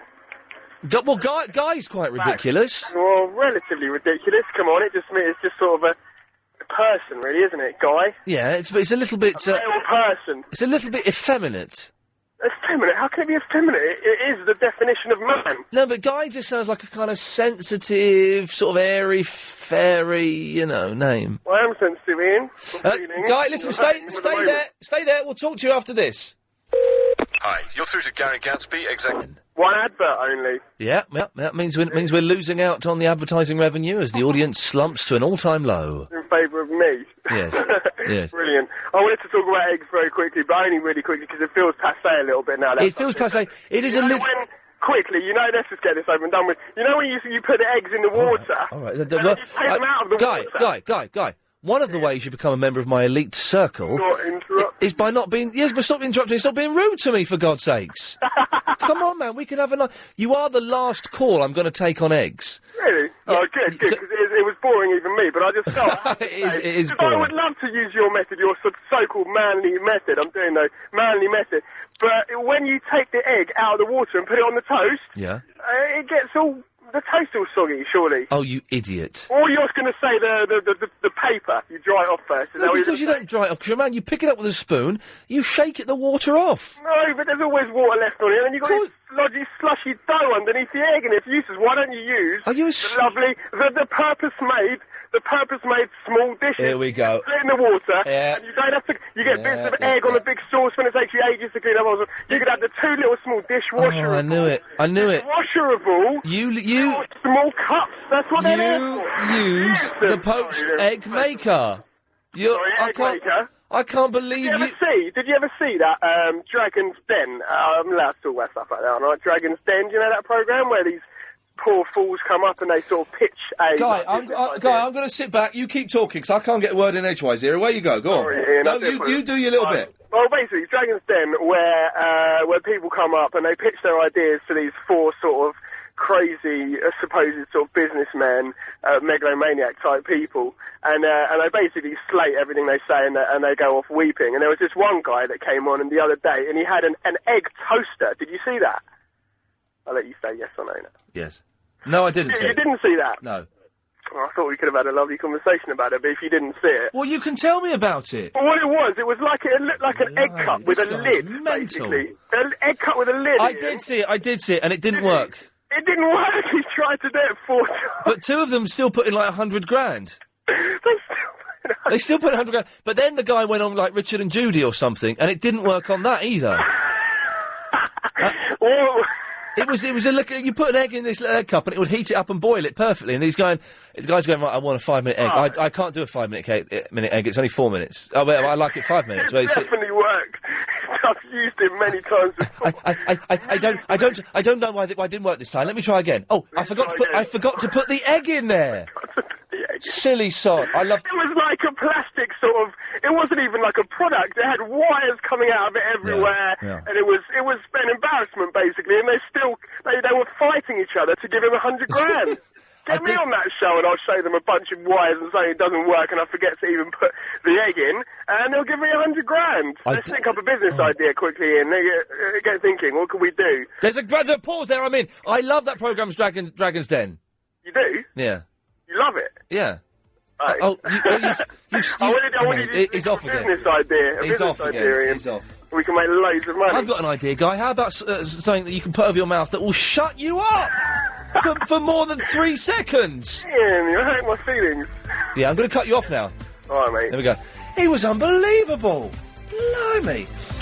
08709090973. No more calls about eggs, please. It's a little bit dull. It's a little bit middle class. It's a little bit middle of the road. I thank you. Oh my God, Verinda's got tickets to come and see me do Celebrity Soup on Friday. Oh, jeez. Anyway, it's Tuesday, and then he said it was Wednesday. Not quite as lucky as that. Just listened to, well, I just intercepted a phone call from some miserable old bat who was complaining to Alex that the show was rubbish. It has been rubbish today, fair play, but, you know, it's not Alex's fault, it's my fault entirely. And that other shows deal with issues and politics, and I can talk for 3 hours about a fridge. Well, do you know what I mean? Tough, my show, do what I want, so thank you. And then the old, we couldn't work out if it was an old woman or old man, I'm not sure. But then he said I should take this issue up. Well, what issue are you taking up? The issue that you don't like the show.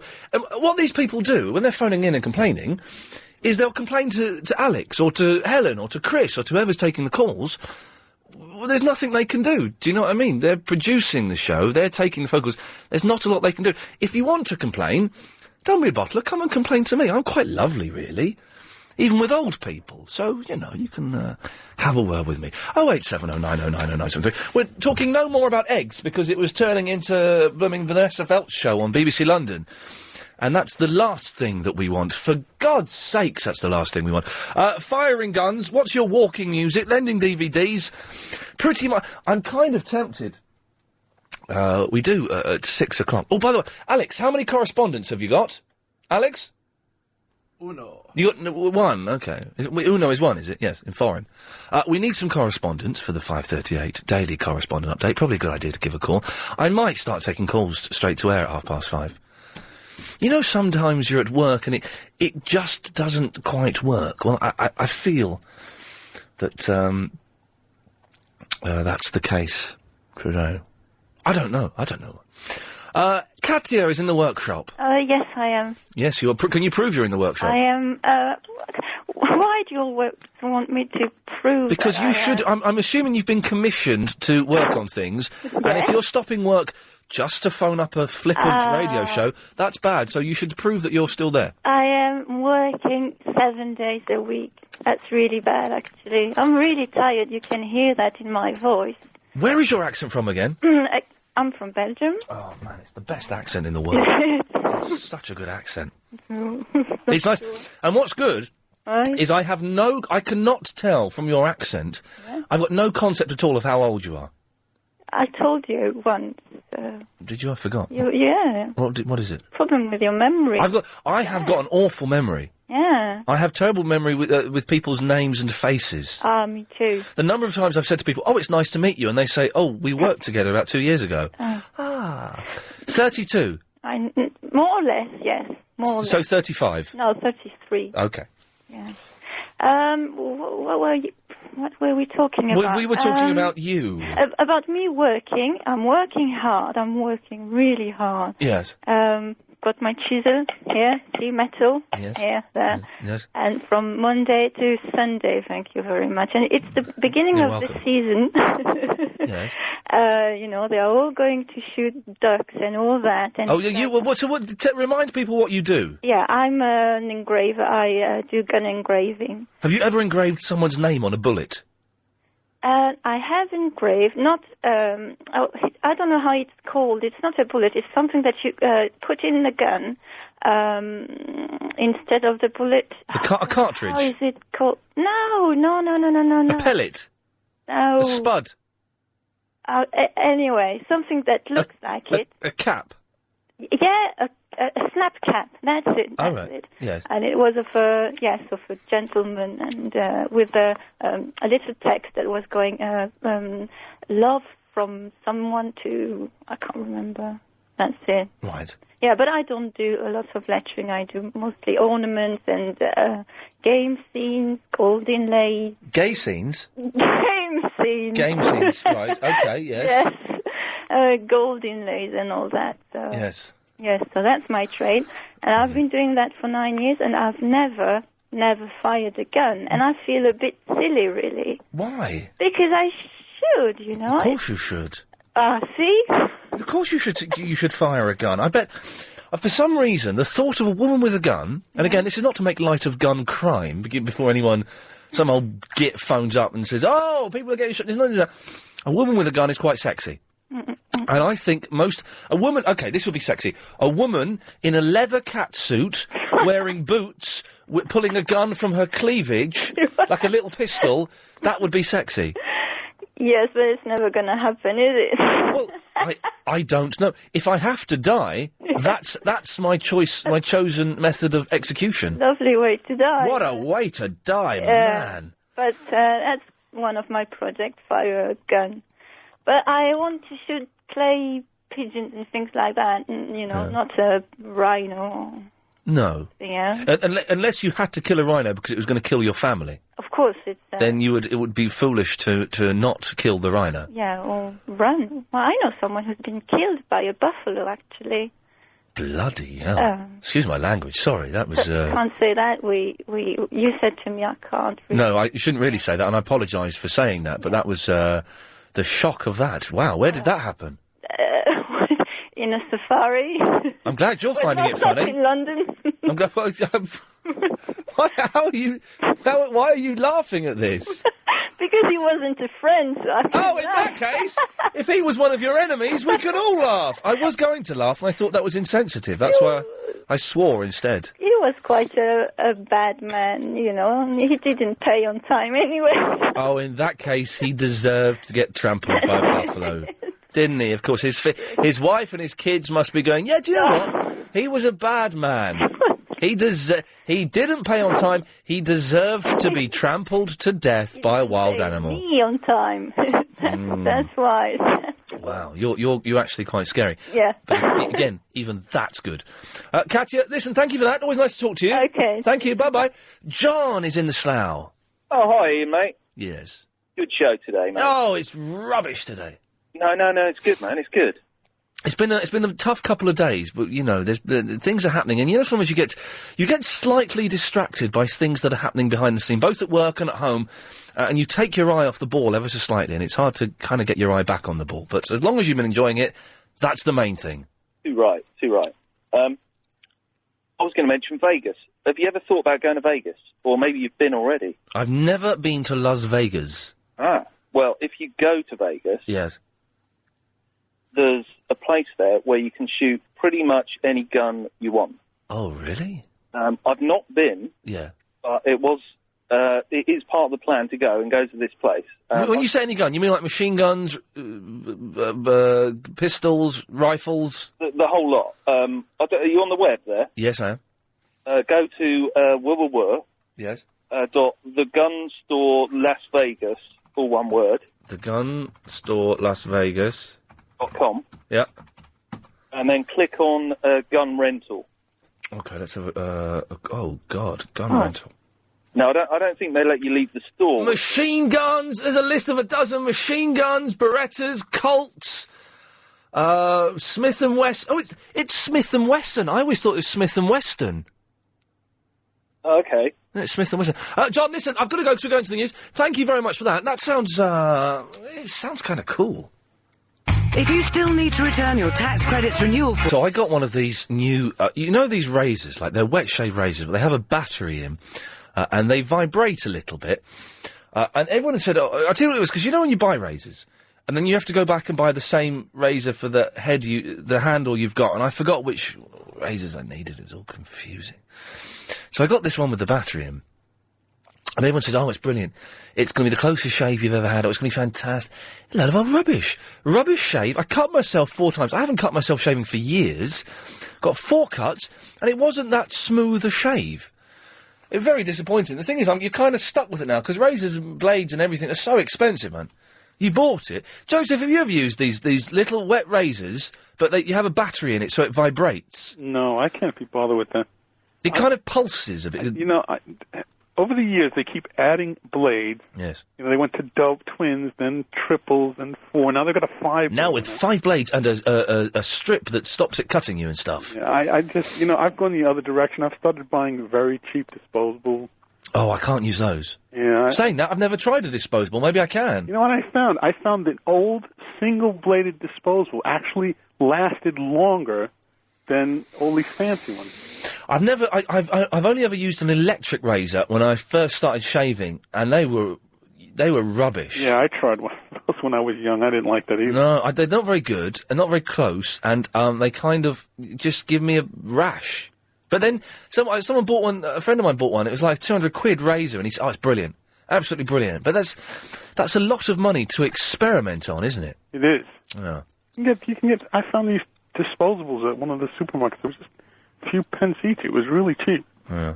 I don't know if I can go that far, but this one with the battery in, load of old rubbish it is. Absolute tosh. Just to get, and surely, it's only a tiny battery, but mixing electricity in any form with water, that can't be sensible, can it? I don't know, it sounds like a shocking thing. It sounds like a shocking thing. Anyway, Joseph, why have you called in? I called about the shooting guns. Yeah. Yeah, I used to carry a gun in America. Oh, you guys, that's one of the things about America, is you're all mental over there. It's legal. In fact, if you're not carrying a gun, then you can get thrown into prison for that. Pretty much. I've exaggerated slightly there. I don't know if you spotted that. But, they're gun crazy. Yeah, I had a license to carry. Wow. And I had a .357 Magnum. What? Well, that sounds like a big gun. Yeah, it's kind of big. I got one that had 2 different interchangeable barrels, a long 8-inch one and a short 4-inch one. But when you've got, like, your license to carry a gun, are you allowed to just, like, wear a holster and walk around New York with a gun? Well, I could carry a concealed weapon. I was licensed to carry concealed, so that I could carry it in a shoulder holster, under my jacket or something. Wow. Did you ever pull it out and say, freeze? No. Okay, good. Good. But you were talking about... Chris Tarrant did a show going back since I've been living here in the UK. Yes. I'm talking about guns once. Chris Tarrant did a show about guns? Yeah, and it really put me off him because he had this segment showing an American family that has a ranch somewhere out in the West, like Nevada or something like that. And they collected guns. Yes. And each year they'd have a barbecue and you all get together and they'd fire their guns off into the desert, not hurting anybody. No. Just for fun. Just for fun. And they owned an anti-aircraft gun. And they had all kinds of ex-military, stuff and Yeah, stuff. that's not weird, is it? No, and no, that's not weird. Chris Tarrant said they were insane. Right. And in what way are you? Has that upset you? Well, because they're not hurting anyone. They've got an anti-aircraft gun, Joseph. Yeah, but it's fun. But still, supposing an aircraft accidentally went overhead. Well, they didn't shoot it up in the air; they'd shoot it along the ground. Oh, in that case, that's all right. Well, all this stuff they acquired legally. They weren't hurting anybody. They were on their own private property, and yes. They're just having a little good fun. You should give it a try. A little anti-aircraft gun fun. Why not? You've got to admit that firing an anti-aircraft gun is a little bit odd. Well, it's not your everyday sort of thing, but it sounded like fun. I'd like to have a go. Oh, yeah, fair play. I would like to have a go, actually. Joseph, thank you very much for that. Stuart! Yes, sir. Yes, sir, indeed, sir. You can boogie.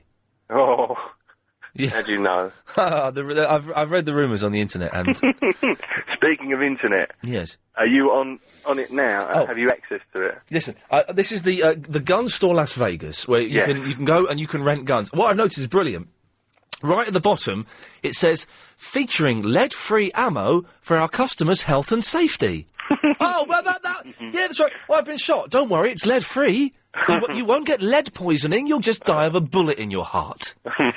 Yes, I'm on this. This is the most amazing place in the Have world. they still got the coupon on there? When I went the year before last and I downloaded a coupon, so I got like $5 discount coupon. Is it Print, $5? cut out, and bring in the coupon below for a $5 discount. What's that? £3 on any machine gun rental. Limit is 1 coupon per day per customer. This is. But it was. I was glad I'd done it, but I would never do it again. I So you fired went three- there. I can see that they've got those sort of shooting galleries where they have cutout or drawings of men at the end. Mhm. And so what happened? Well, basically, I went in there and he said to me, "What do you want to fire?" So I picked 3. I picked a Thompson, an M16, and an AK-47, and I took them in there. I'd have gone for the Uzi 9mm, but carry on. Yes. That terrified me. Yeah. But there was a guy there, and he was obviously ex-services, and he showed me how to hold it, fire it, what to do, and then he said, "Oh, and by the way, if you turn and face me, I'll put a bullet in your head."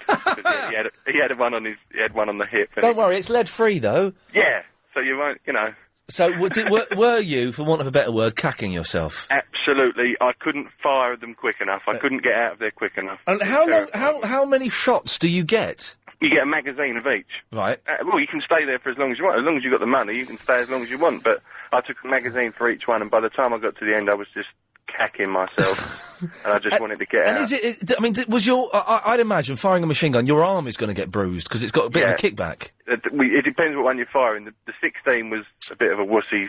You could understand now why they lost a lot of their conflicts. Yeah. But the 47 was a serious piece of kit. But that hurt. No. And it was terrifying. Stuart, thank you. Would you recommend going there? Vegas, but every man has got to see Vegas. Yeah. Every man. But what about the gun place? Yeah, go in there. It's a little bit scary because there was some youngsters in there as well, and I was just thinking, oh, this could really turn into one of those episodes, and I didn't like all that. They were picking up, sniper rifles off the shelves and that, and I thought we really do need to get back to the hotel. But Vegas is great. You massive bottler. Yes. Yeah, well, can you blame me? No, I can't. Stuart, listen, thank you very much for that. 0870 9090 973 is the phone number. Let's go over to line 8. Line 8, you're on the air. Imagine there's no heaven. It's easy if you try. No hell below us. Above us only sky. Imagine all the people living for today.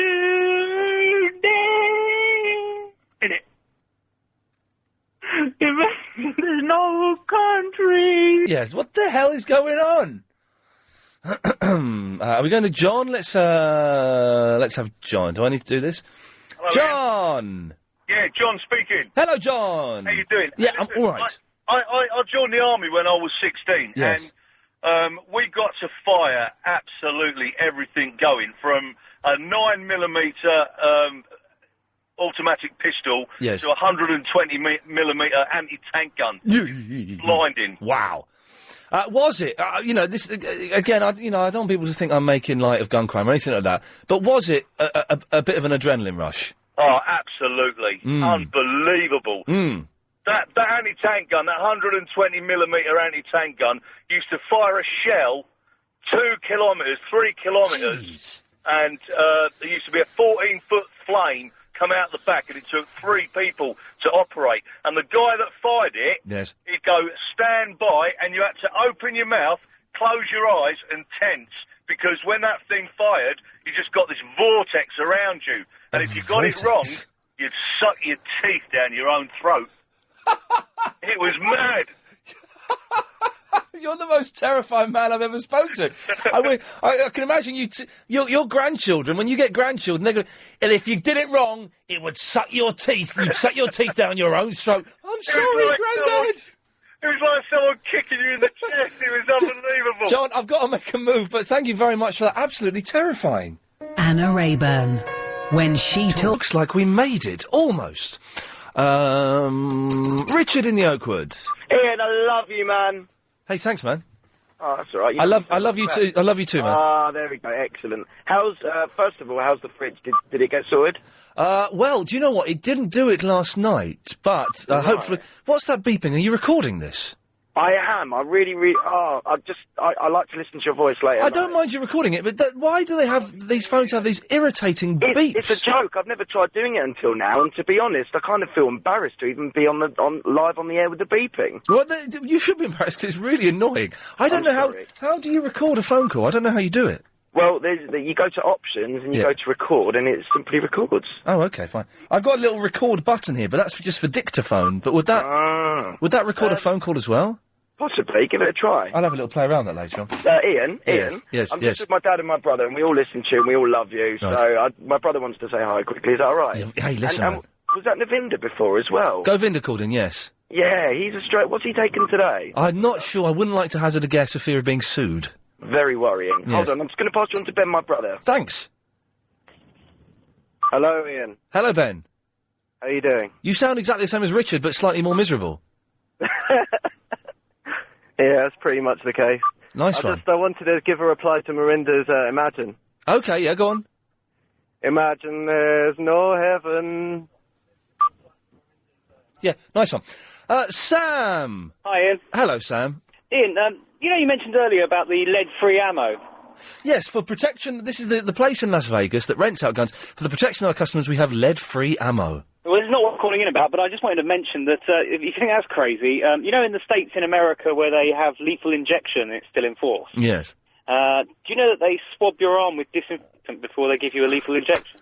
That's genius, I suppose. That's fantastic. They don't want you to have an infection. It would take the whole sportsmanship out of the whole thing, wouldn't it? Oh, exactly. They don't want you to get a nasty injection before they kill you. Before they kill you with a pain. How long does that lethal injection take to work? About 6 seconds. Is it? I thought it was a few minutes. I think, yeah, all right. It starts to kick in after 30 seconds. I don't see any point, really, in disinfecting your arm, but there you go. Hey, it's just, it's the sportsmanship of the whole thing, really. So, yes. But you mentioned earlier, Ian, about the silly little razor thing that has a battery in it. It's got a battery in it, you press it and it vibrates. And it's they're rubbish. They're absolutely rubbish. But you said never mix electricity with water.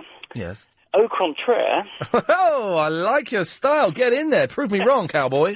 I have got a radio in my shower, and it's a waterproof shower radio. Oh, yeah, but that will be protected by plastic. Well, yeah, it is, but it's really good. I mean, it's not DAB, but hey, what can you can't really expect from much in your shower, but it's fantastic. You can listen to the radio while taking a shower. Yeah. You can smother it, you can drop it in the bath, it's superb. What, there you go. What I do, though, is when I'm listening to Terry Wogan whilst I'm having a shower in the morning, yes, I turn the radio up quite loud so I can hear it while I'm showering. In the other room? Yeah.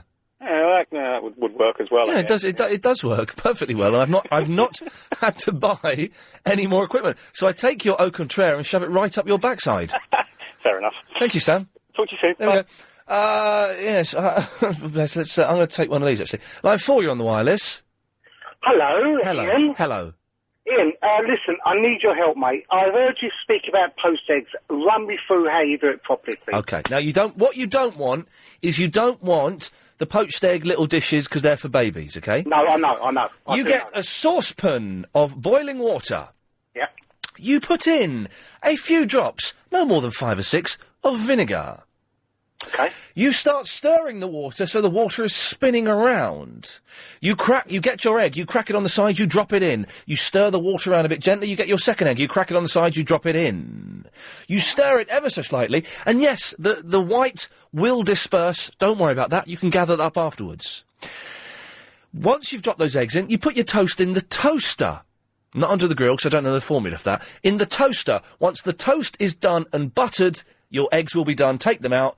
Bish bash bosh, you scoop up all the white as well. Delicious poached eggs, I thank you. You are a gentleman, thank you. Good lad, go and do it. They're the best eggs in the world. I will do it tomorrow morning for my children. And give me a call tomorrow and let me know how you get on. I will do it. Thank you, there we go. It's as easy as that. And also, it's 5:38. It's time for the daily 5:38 Daily Correspondent Update. Brought to you every day. Daily. It's Wallace in the Pot, so favorite TV Times in human form correspondent. And talking about the Walking with Music theme, did you know in an episode of Family Guy where Peter Griffin gains 3 wishes, he wishes to have his own accompanying walking music? He does, yes. Thank you for that. I'd forgotten about that, yes. Hello, I'm Hez from the Isleworth and I'm the untruthful correspondent. Yes, Here's Hez. my update. Thank you, Hez. Clive Bull actually has a big fluffy pair of wings, which are bright red with orange streaks. True. He needs to have specially tailored shirts under which he can furl these wings. Thank you for that. Next. This is Matt in the Heathrow, the LBC 97.3 kart fishing and UFC correspondent, and here is my update. Today's tip: when fishing over a weekend or a large period of time, unperfumed baby wipes. Not only do they give you a nice little brush and clean up in the morning, but they'll also do for all of your washing up needs. That's a tip and a half, isn't it? It's Simon from the Ilpington, the Matters on the Road correspondent. Here is my update. In the early hours of this morning, a car managed to clip a roundabout and rolled 3 times. The driver crawled out of his vehicle and a passerby asked him, "Are you drunk, sir?" He said, "Of course I'm drunk. I'm not a stuntman." No! Line 4, you're on the air. I shot a big gun. How did it feel? Hello? Oh, what's happened there? Where's he gone? Hello? Yes, hang on, Bob, stay there. I'm talking to... Hang on, stay there. What's happened there? Oh, hang on a minute. Yeah, okay, well, hang on, we can get rid of... I can't get rid of anyone now. Anyway, yes, Bob! Hello, Ian. I wanted to know if you'd got that stuff and you're ready to send it to Amanda. Or Yes, whatever. I've received your email about your silly plan to open a river somewhere, whatever, I don't know. Widen rivers wherever and whenever possible without causing environmental damage. To do so only with plastic buckets and spade. To always maintain a spirit of brotherly love. That's a bit gay. Yeah. Without regards to any outward differences between members. Yeah, that's the key of it. Yes, the rules. The only requirement of the association is that the above tenets and objectives are adhered to. Well, you spelt tenants wrong. I don't think so. Check it. Well, you put tenants as in people who live there. No. Oh, did I? Yeah, dear. Isn't tenant spelt differently? Yeah, you could... Oh, you've got me. Double N, yeah, you're right, man. Okay. Well, in that case, I can't read any more out. Anyway, has it been forwarded, or give her that email address, mate? That's fine. This was Amanda who called in. She's not called back in, which would make me think either she's had some sense and stopped listening to the show, and has discovered a good show on another station, or she is just terrified of you. Yeah, I mean, there is a possibility that she's having second thoughts. But if she's listening and if she's still interested, she might be interested to know that I already have a US member. Okay. Oh, who's your US member? Oh, well, I can't tell you that. But I have a US member. Well, I don't believe you then. Well, it's just somebody I know through Googling, blogging, interneting, all that sort of stuff. Right. And obviously, Ian, I mean, if Amanda joins, then once she's joined, I wouldn't be able to tell you whether she's joined or not. You know what I mean? And if you joined, I wouldn't be able to tell anybody else whether you joined. Part of the thing was me joining was that you wanted to use me to attract more members. With your permission, I would, but without it, I wouldn't. I mean, you can join and nobody would ever know. Of course, we could be having this conversation and I may have joined already and you may not be letting people know that I've joined. Well, that's the truth, obviously, if you didn't give me your authority. And also, in accordance with the terms of the application, you could join and I might not know that you have. Do you see what I mean? Well, no, because I could come up with I have to come up with a pseudonym. But you don't have to, but that's the point. I mean, you can tell me your real name and address if you want. You can put a nickname and a I'm not giving you my address or my phone number. No, of course not. I don't want it. Well, you do want it. Well, I don't. But if you want me to want it, okay, I want it. But I don't. You want it, but I'm not going to give it to you. And you're saying you don't want it means you do want it even more. Yeah, okay. I mean, I ain't gone down that road, mate. That sounds very gay, if you don't mind me saying so. Thank you, Bob. Simon! Hello there, Ian. How you doing? I'm all right. I'm looking forward to going home and sleeping. Oh, well, just I'm on my way home now. Oh, your voice is all croaky. Yeah. It sounds like it's Is 3 o'clock in the morning in your Smoking world. too much. Good lads. Look, I was out in Cambodia a couple of years ago. Yes. And as you imagine, there's a few guns lying around out there. One or two, yes. And you can hire yourself an AK-47 and M16, whatever. So I went about myself. Just about 10 seconds before I was about to start shooting, the guy offered me a chicken. And I was like, well, what do I want a chicken for? And you can pay to shoot a chicken out there. Oh. But then, if you've got a few $100s extra, you can RPG a cow as well. Oh, really?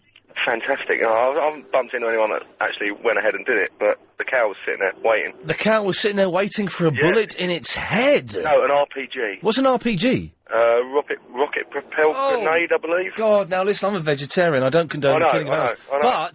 But if I had to kill an animal, it was a looking cow as well. if I had to kill an animal, I would RPG a cow. Although I don't, Simon, I've got to move on. But oh God, is that wrong of me to think that will be all right?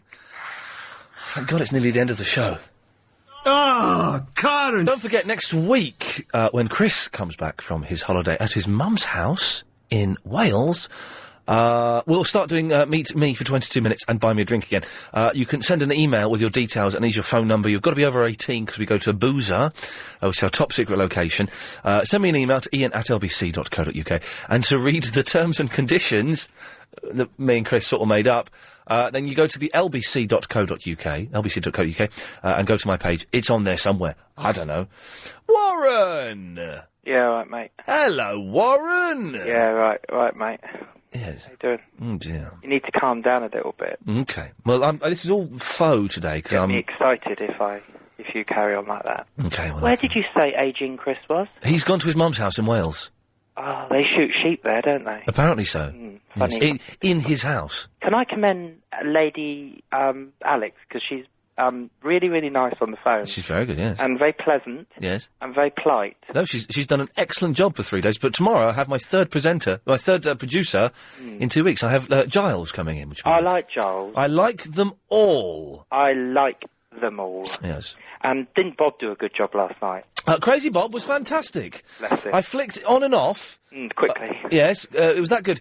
And I heard various bits and pieces of it, and he was superb. He's in for Clive all this week, 8 till midnight. And he was... we saw him before he was doing the show, because when we finished this, we go downstairs, and Bob was sitting in the office. Normally he sits there with his mate Clive. Shaking. He was shaking. And he's going, I don't know how it's going to go. And it's like, Bob, man, people love you. You'll be fine. And it was good. No one gave him a hard time, did they? No, we could do tonight, though. No, don't. If you do, it's nothing to do with me. I'm not condoning. No, you know, I thought he did. What I heard was a really good show, some really good bits and pieces, and he's like a mini Clive, isn't like a mini Moo sort of Clive, you know. Well, no, I think he's quite different from Clive. I think that's kind of. No, that's nice. I'm yes. being nice. Yes, because Clive's one of the best. Clive is easily in the top 3 presenters. With Ian Lee and Bob. No. Clive is definitely, in terms of speech radio, I had to write an article for The Independent. I say article, it's only 800 words, it's not an article. I'll tell you something in a minute. Okay, fine. But I had to write an article, and hopefully it'll be in next Monday, but then again it might not, that's the way these things go.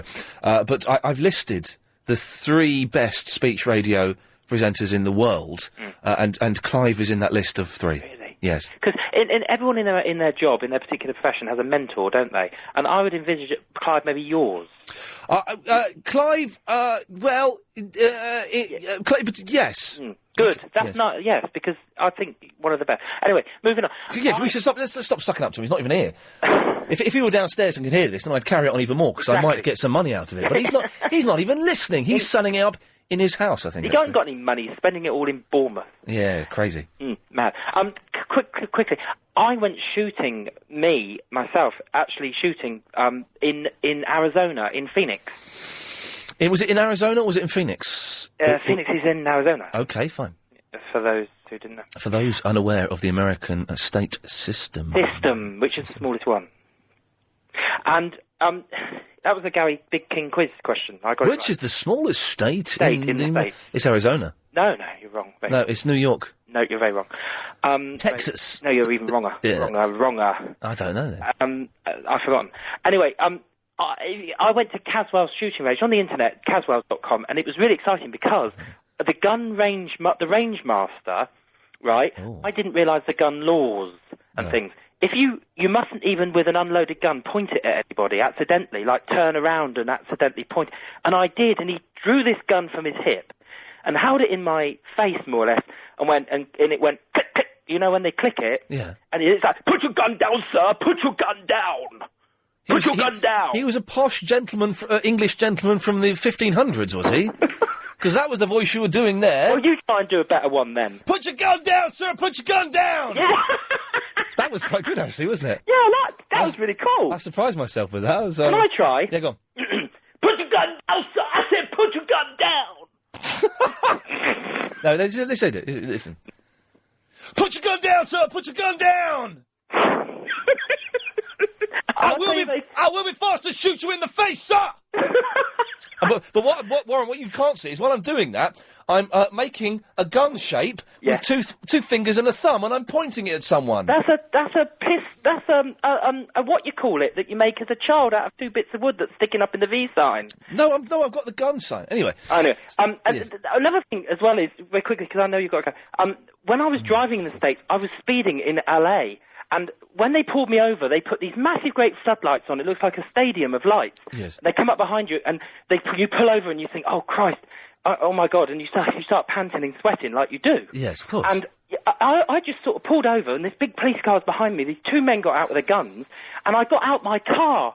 And that is a big no-no in the States. Get down on the floor, sir! Put your hands where we can see them, sir! No. Oh, sorry. No. I Get just like back that in the voice. car, sir! I say get back in your car! Wow. Yeah, they're mad. So he was an evil Cockney from the 1930s, was he?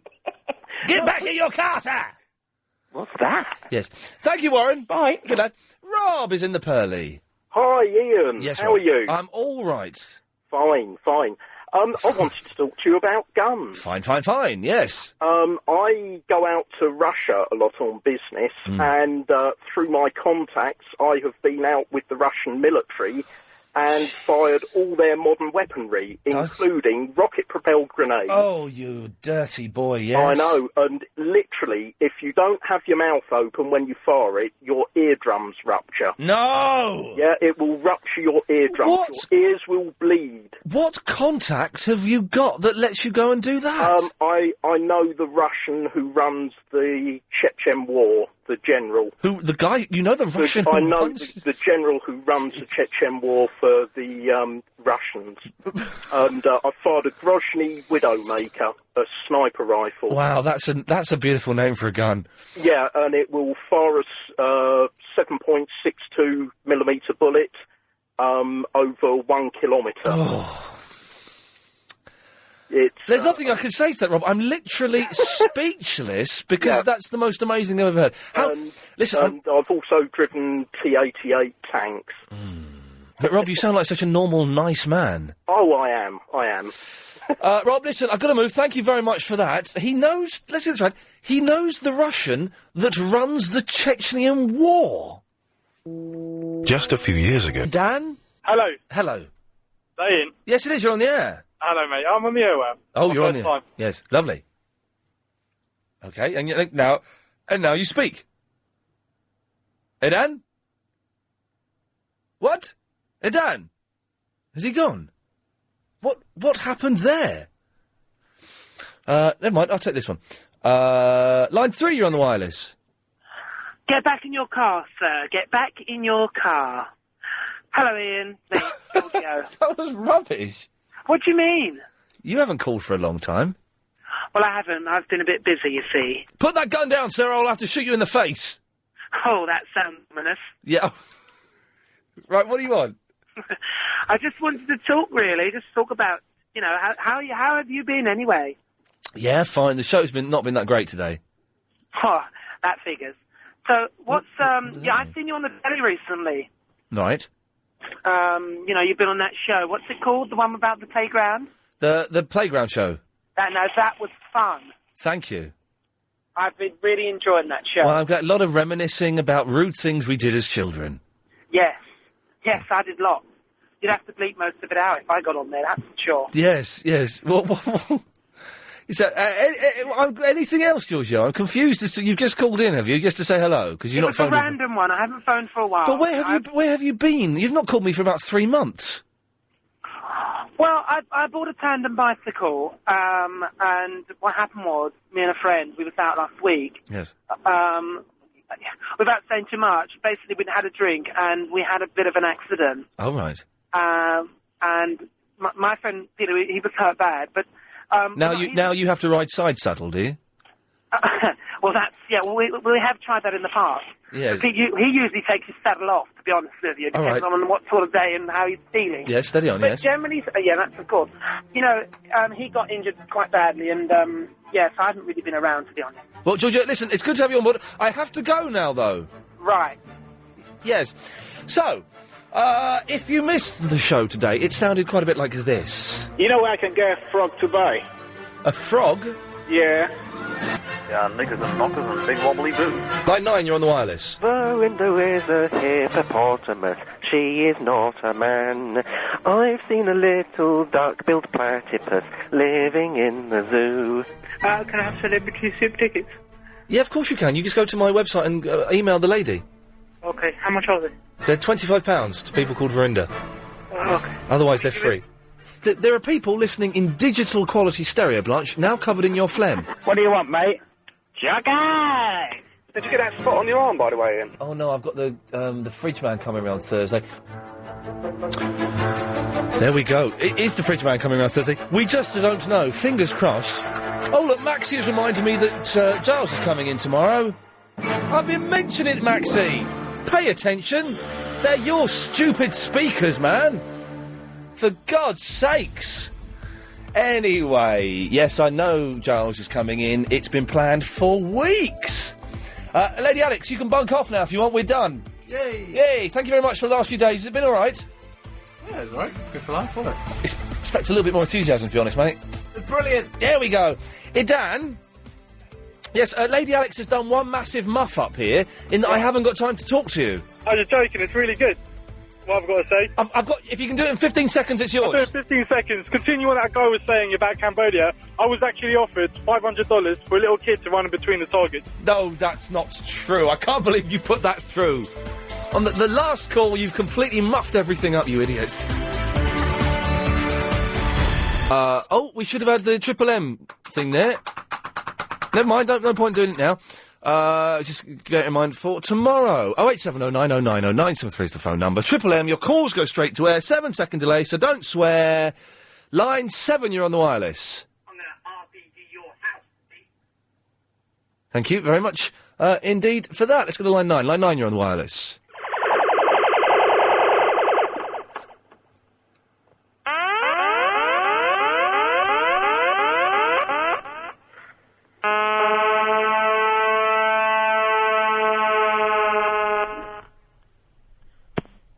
Line 7, you're on the wireless. Buddy.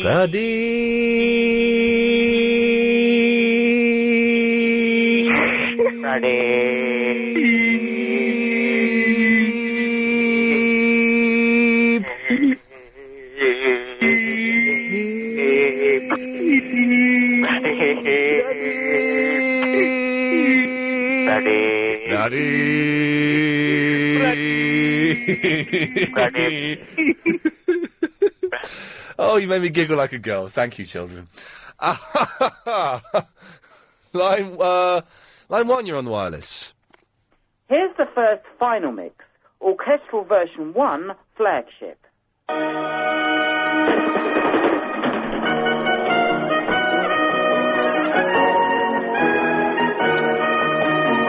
think that was a young Heather Jingles. I say young. Probably still about 60 years old, but, yes, lovely. OK, let's try this one. Line 5, you're on the wireless.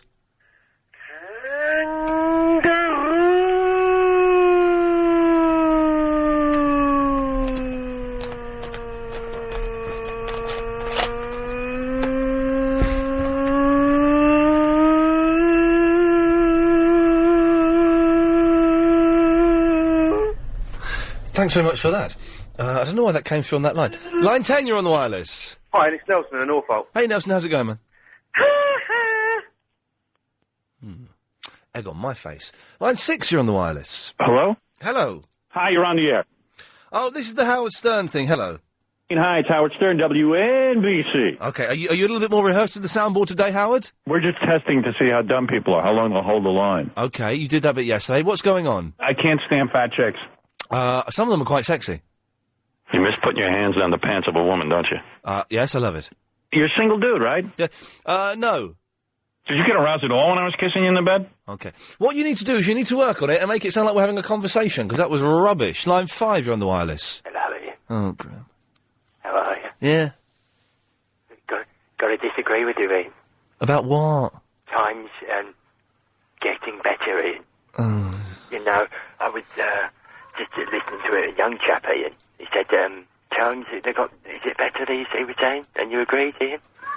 Who's that in the background? It's Ian. Can you make him shut up? No, he was saying that times are worse, and I was saying that times are better than they've ever been. Ian. Yes. You're wrong, Ian. Yes. I was, you know, when I was young, Ian, you could do whatever you wanted, Ian. But take for example today, Ian, let her walk down my house and get offered crack. Sorry? Offered crack, Ian. But when? In your house? No. Croydon High Street, Ian. Right. Offered crack. Yeah, you get off, but using bodies for sex, Ian. Using bodies for sex? Yeah, no, my body, Ian. What? This is the sort of thing that's happening, Ian. You're using your body for sex? No, Ian. You're misunderstanding me. You're not. No, you're explaining you. Ian, it's been I'm a bit out of breath, Ian. I've just Calm down. Deep breaths. playing with the kitten in the garden, Ian. Oh God! You can put the phone down if you want. It's not my kitten. Oh God. It's dog. No, it's only young, Ian. Foxes will eat them. Things like that happening. You know, never used to happen. You know, never used to happen. I never used to. You could let your kitten outside, Ian. But years ago, you could let your kitten go outside. Yeah, I'm going to cut you off, Graham. Shut up, Ian. Just shut up. Ian.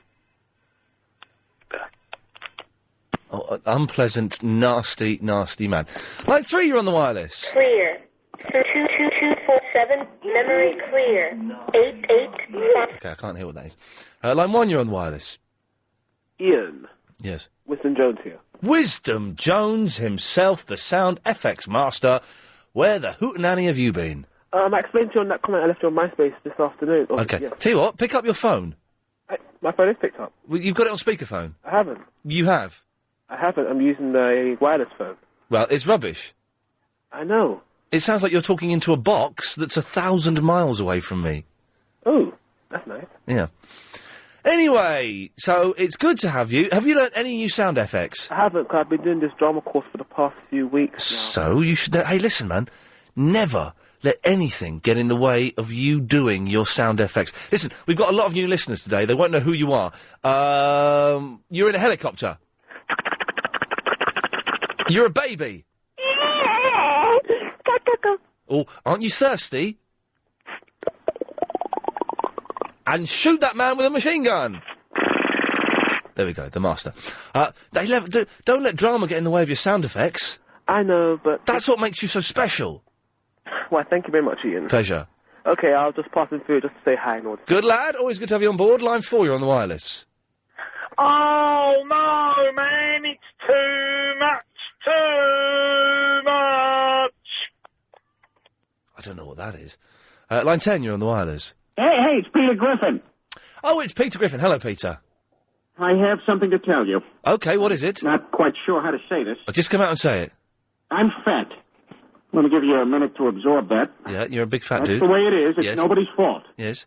But I've decided to do something about it. Okay. What? What? What? Oh, that was good. Well done. Yes. What?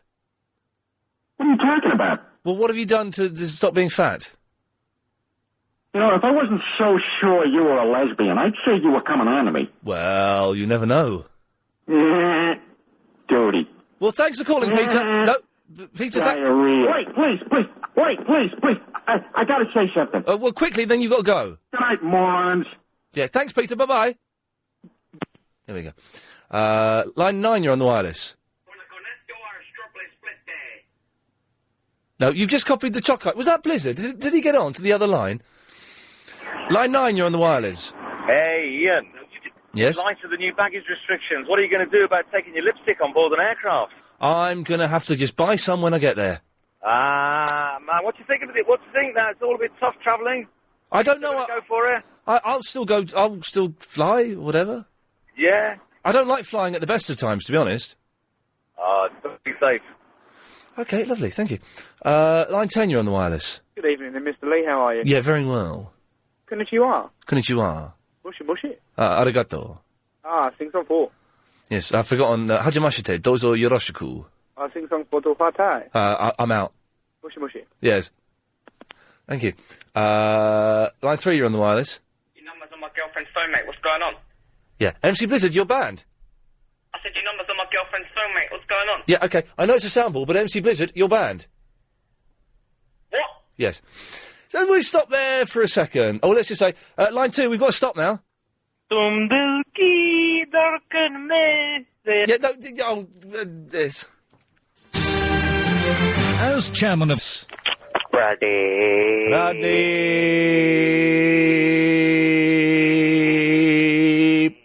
Oh, yes. Line 7, you're on the wireless. Bubble butt. Thank you. Very kind of you to say so. Line 8, you're on the wireless. Hello, is this James O'Brien? Yes, it is. Hello, I just wanted to complain about your show. I think it's very poor compared to the rest of the presenters on your station, such as Ian Lee. Ian Lee's rubbish, childish nonsense. Isn't that the way the station wants to go? Doesn't that get more listeners? No, it doesn't actually, unfortunately. Line number 1, you're on the wireless. Yeah. Hello? Yes, bro. Is that Arab? Yeah, how's it going, man? Yeah, fine, but what happened there? What? It just bleeped. I don't know, bro, don't know. Yeah, how you been, man? Yeah, it's not been a brilliant show today. No, I missed it, I didn't see it, I was a bit busy. I had a bit of a good day today, man. What happened, man? I planned to go, you know Riley's? You know, it's like a snooker hall. Where's that? In Sutton, bro. I don't know it. No, there is one there. There's one. It's pretty good, you know. But I met up with my ex-chick, bro. At the bus stop, yeah. Yeah. You know, I was hanging out with her all day, innit? And, you know, potted the old pink and the brown. Okay. Then I had a game of snooker. Yes. Yes. Yeah, I haven't played snooker. Have you ever played snooker, Alex, on a full-sized snooker table? Yeah, I'm rubbish. It's hard, isn't it? Well, you watch it on the... I like watching snooker on the telly. Snooker and darts, the only sports I can watch. You watch the snooker on the telly, it looks easy. You think there's going to be a bit of skill to it, but I can't even get the white ball to go at the end of the table. They're huge. They're massive. My friend, bizarrely, had an outhouse, and he had a full-size snooker table in it. And you'd be there all day trying to get a break. The highest break I got was 1. A break of... Ian leaves with a break of 1. Anyway, it's good that young Arab there was enjoying the snooker. Line 6, you're on the wireless. Brady. Yes. Line 3, you're on the wireless. Hello, Ian Lee. Hello. You are one cool individual, my friend. Clip that and then send it to me as an MP3. I want that as my ringtone. I need things like that. Line 3, you're on the wireless. Habiba. Brady.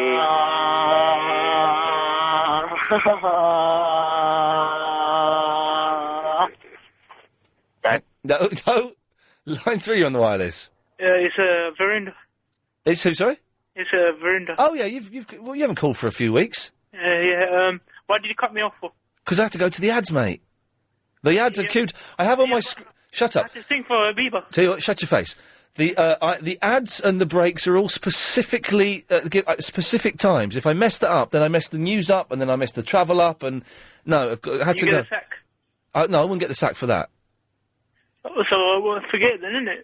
I can't forget it. I've got the news and stuff. It's important. Although, on the bank holiday coming up, we're going to try a show with no news on the quarter. And no travel either. Well, I've still got to have travel, unfortunately. It's a problem with this. One of the many problems with this place. Have you seen the last comment I left you on MySpace? I'll tell you what, mate. No, I haven't. Let me have a little look, and if it's rude, I'm going to come around there and smack you in the face, all right? Okay. Let's have a little look here. Remember, if it's rude, I'm going to punch you. It's not rude, but... Ian, you know how much I love the baby lotion you smother me in, baby.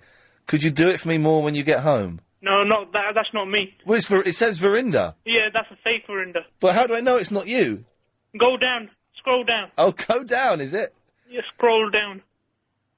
Ian, if you had the choice... No, bloody hell, go further down. Shut up, what's your language? Okay. If you had the choice, would you have got this one? That's not me. It's not you. Oh, yeah, that's the one. Yeah. Okay. What one were you thinking of, then? The one further up. If you had the choice, would you have got rid of Ian Lee? Yeah. 75% people saying yes. Yeah. Where is that from? Google. Put your in my now. Is that you? No, that's not me. Well, what one are you talking about then? That's the one with the blue jacket. That's me. What? Oh, you're such a weird boy. What? This is the most awkward piece of radio I've ever been involved in. The one with the graph. That's me. Yeah. Right. In it. Yeah. Yeah. In it. So. Well, what do you think of it? You know, am I bothered? Yeah, that's funny, isn't it? Don't take the mic. I'm not taking the mic though. 75% of the people want you out. Yeah, that's funny, isn't it? It's not funny, actually, mate. Isn't it? Yeah, all right, steady on. Yeah, I'll best go then. Boys will be boys. Yeah, bye then. 75% of what people? The public. Right, bye-bye, Verinda. Where will we see listeners? Bye-bye, Verinda. All right, then, bye. Well, put your phone down, then. Oh, right, he's gone. Line 1, you're on the wireless. He's the greatest presenter on LBC. Blizzard, you're banned. It's MC Blizzard, huh? Line 5, you're on the wireless. Hello? Yes? Ian, it's Ashley Peacock here. Lovely. Away with you cheeky little monkey. Right, sometimes it works, sometimes it doesn't work. You know, it's as simple as... I've got some music queued up if we need it. Okay, that's there, so I would need to do that at 26:15. You've got 3 minutes to pick it up, otherwise I'm going to play a record. Line 5, you're on the wireless. Hello, you. Hello, you. Hey, what was the first show you've done on LBC? The first show I did on LBC was filling in for Clive Ball for a couple of weeks. Exactly, I think I was one of your first callers. It's possible. It's very possible, actually, yes. About nearly 2 years ago. Yeah, and I think I was talking to you that I was doing the unicycle and carrying my budgie on. I think you were, and I thought, geez, what the hell have I got myself involved with? They're all fruitcakes. There you have it. Yes. Thanks. A little bit of reminiscing there. Line 6, you're on the wireless. Hey! Yeah, I'm going to play that monkey song in a second, I think. Line 2, you're on the wireless. Ian Lee is a 6 foot, 2.7-inch retard. Okay. Yeah. I can put the phone down properly, mate, unlike you idiot. Line 6, you're on the wireless.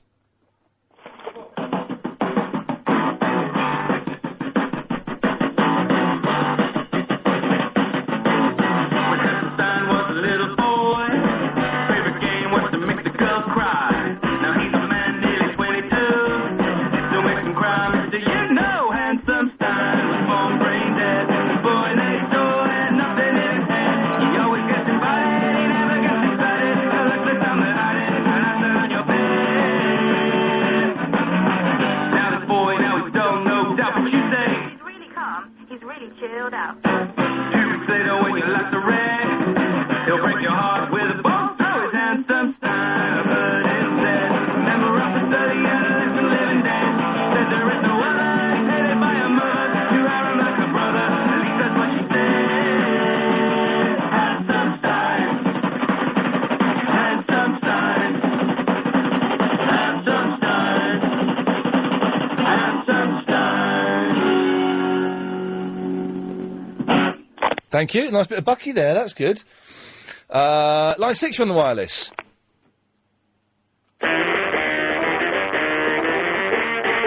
Thank you. Getting on music, you're in trouble. Line 3, you're on the wireless. Happy birthday, mon amour. Thank you. 8, you're on the wireless. Did you know down in Brighton they have the names of local celebrities printed on the side of the buses? What route would you like to be printed on? I'm not going to say that because people think I'm being rude. The 102. All right, I'll see what I can arrange it. Thank you. Line 5, you're on the wireless. Hello, Ian. Hello, Line 5. Hello, Glenn. You're right there. I think everyone's a bit of a loon today, so I think you should just play a Kiss song. I haven't got any Kiss on me, unfortunately. No? No, it would be nice to, but I haven't got any here. But I will play some Kiss when I get home, you'll be pleased to know. Line 3, you're on the wireless. Ian. Yes. I expect my sponsorship of Triple M to be going to action. Oh, you're the fella that's got lots of Radar diaries. You had a really bad show today, but I can make it better. I can make it seem like your best show ever. Now, you've sent me a list of demands to get control. So, what do I get if I fulfil these demands? Whatever you want, Ian. I can make your career. I can destroy Ferrari's career. All right, well, these are the demands you've sent me. Let me read this out. I think these are fair. Number 1. First of all, you want granting of correspondence status. I can do that, Trevor. 2, you call for a 1-week-long Lady Verinder amnesty. I can do that. You want front row tickets to the filming of Celebrity Soup. Easy. You want to know who... OK, I won't read out question 4, but I can do that. OK. And number 5, for 2 days, you want a rebranding of Triple M to Triple M brought to you by Trevor in the Streatham. That's right. You can have it for a week if you want. A week? When will that start? Well, I want to be exactly sure of what I'm getting for this. You will... OK. You will get... Obviously, I can't say too much on air, just in case the boss is watching. Yeah. But you can see your ratings go up. You can see people like Mendoza, their ratings go down. Yeah. I can promise you that. So you send me an email and you detail exactly what you can do for me, and I shall see what I can do for you. OK, Ian, I'll send it to you. Lovely. Now, is this illegal, Alex, do you think, to fix the Radar listening figures by accepting bribes? Highly, I expect. OK, fine. Well, I'm still up for it, though. Line 6, you're on the wireless. Hi there. Yes? I know that chairman of Galliard Home. Oh, no. Excellent gentleman. Can't really talk about the adverts, of course. Line 2, you're on the wireless. Ian, your shed's gone. Thank you. Panic then, I thought he was going to say I was... line 2, you're the last call of the day.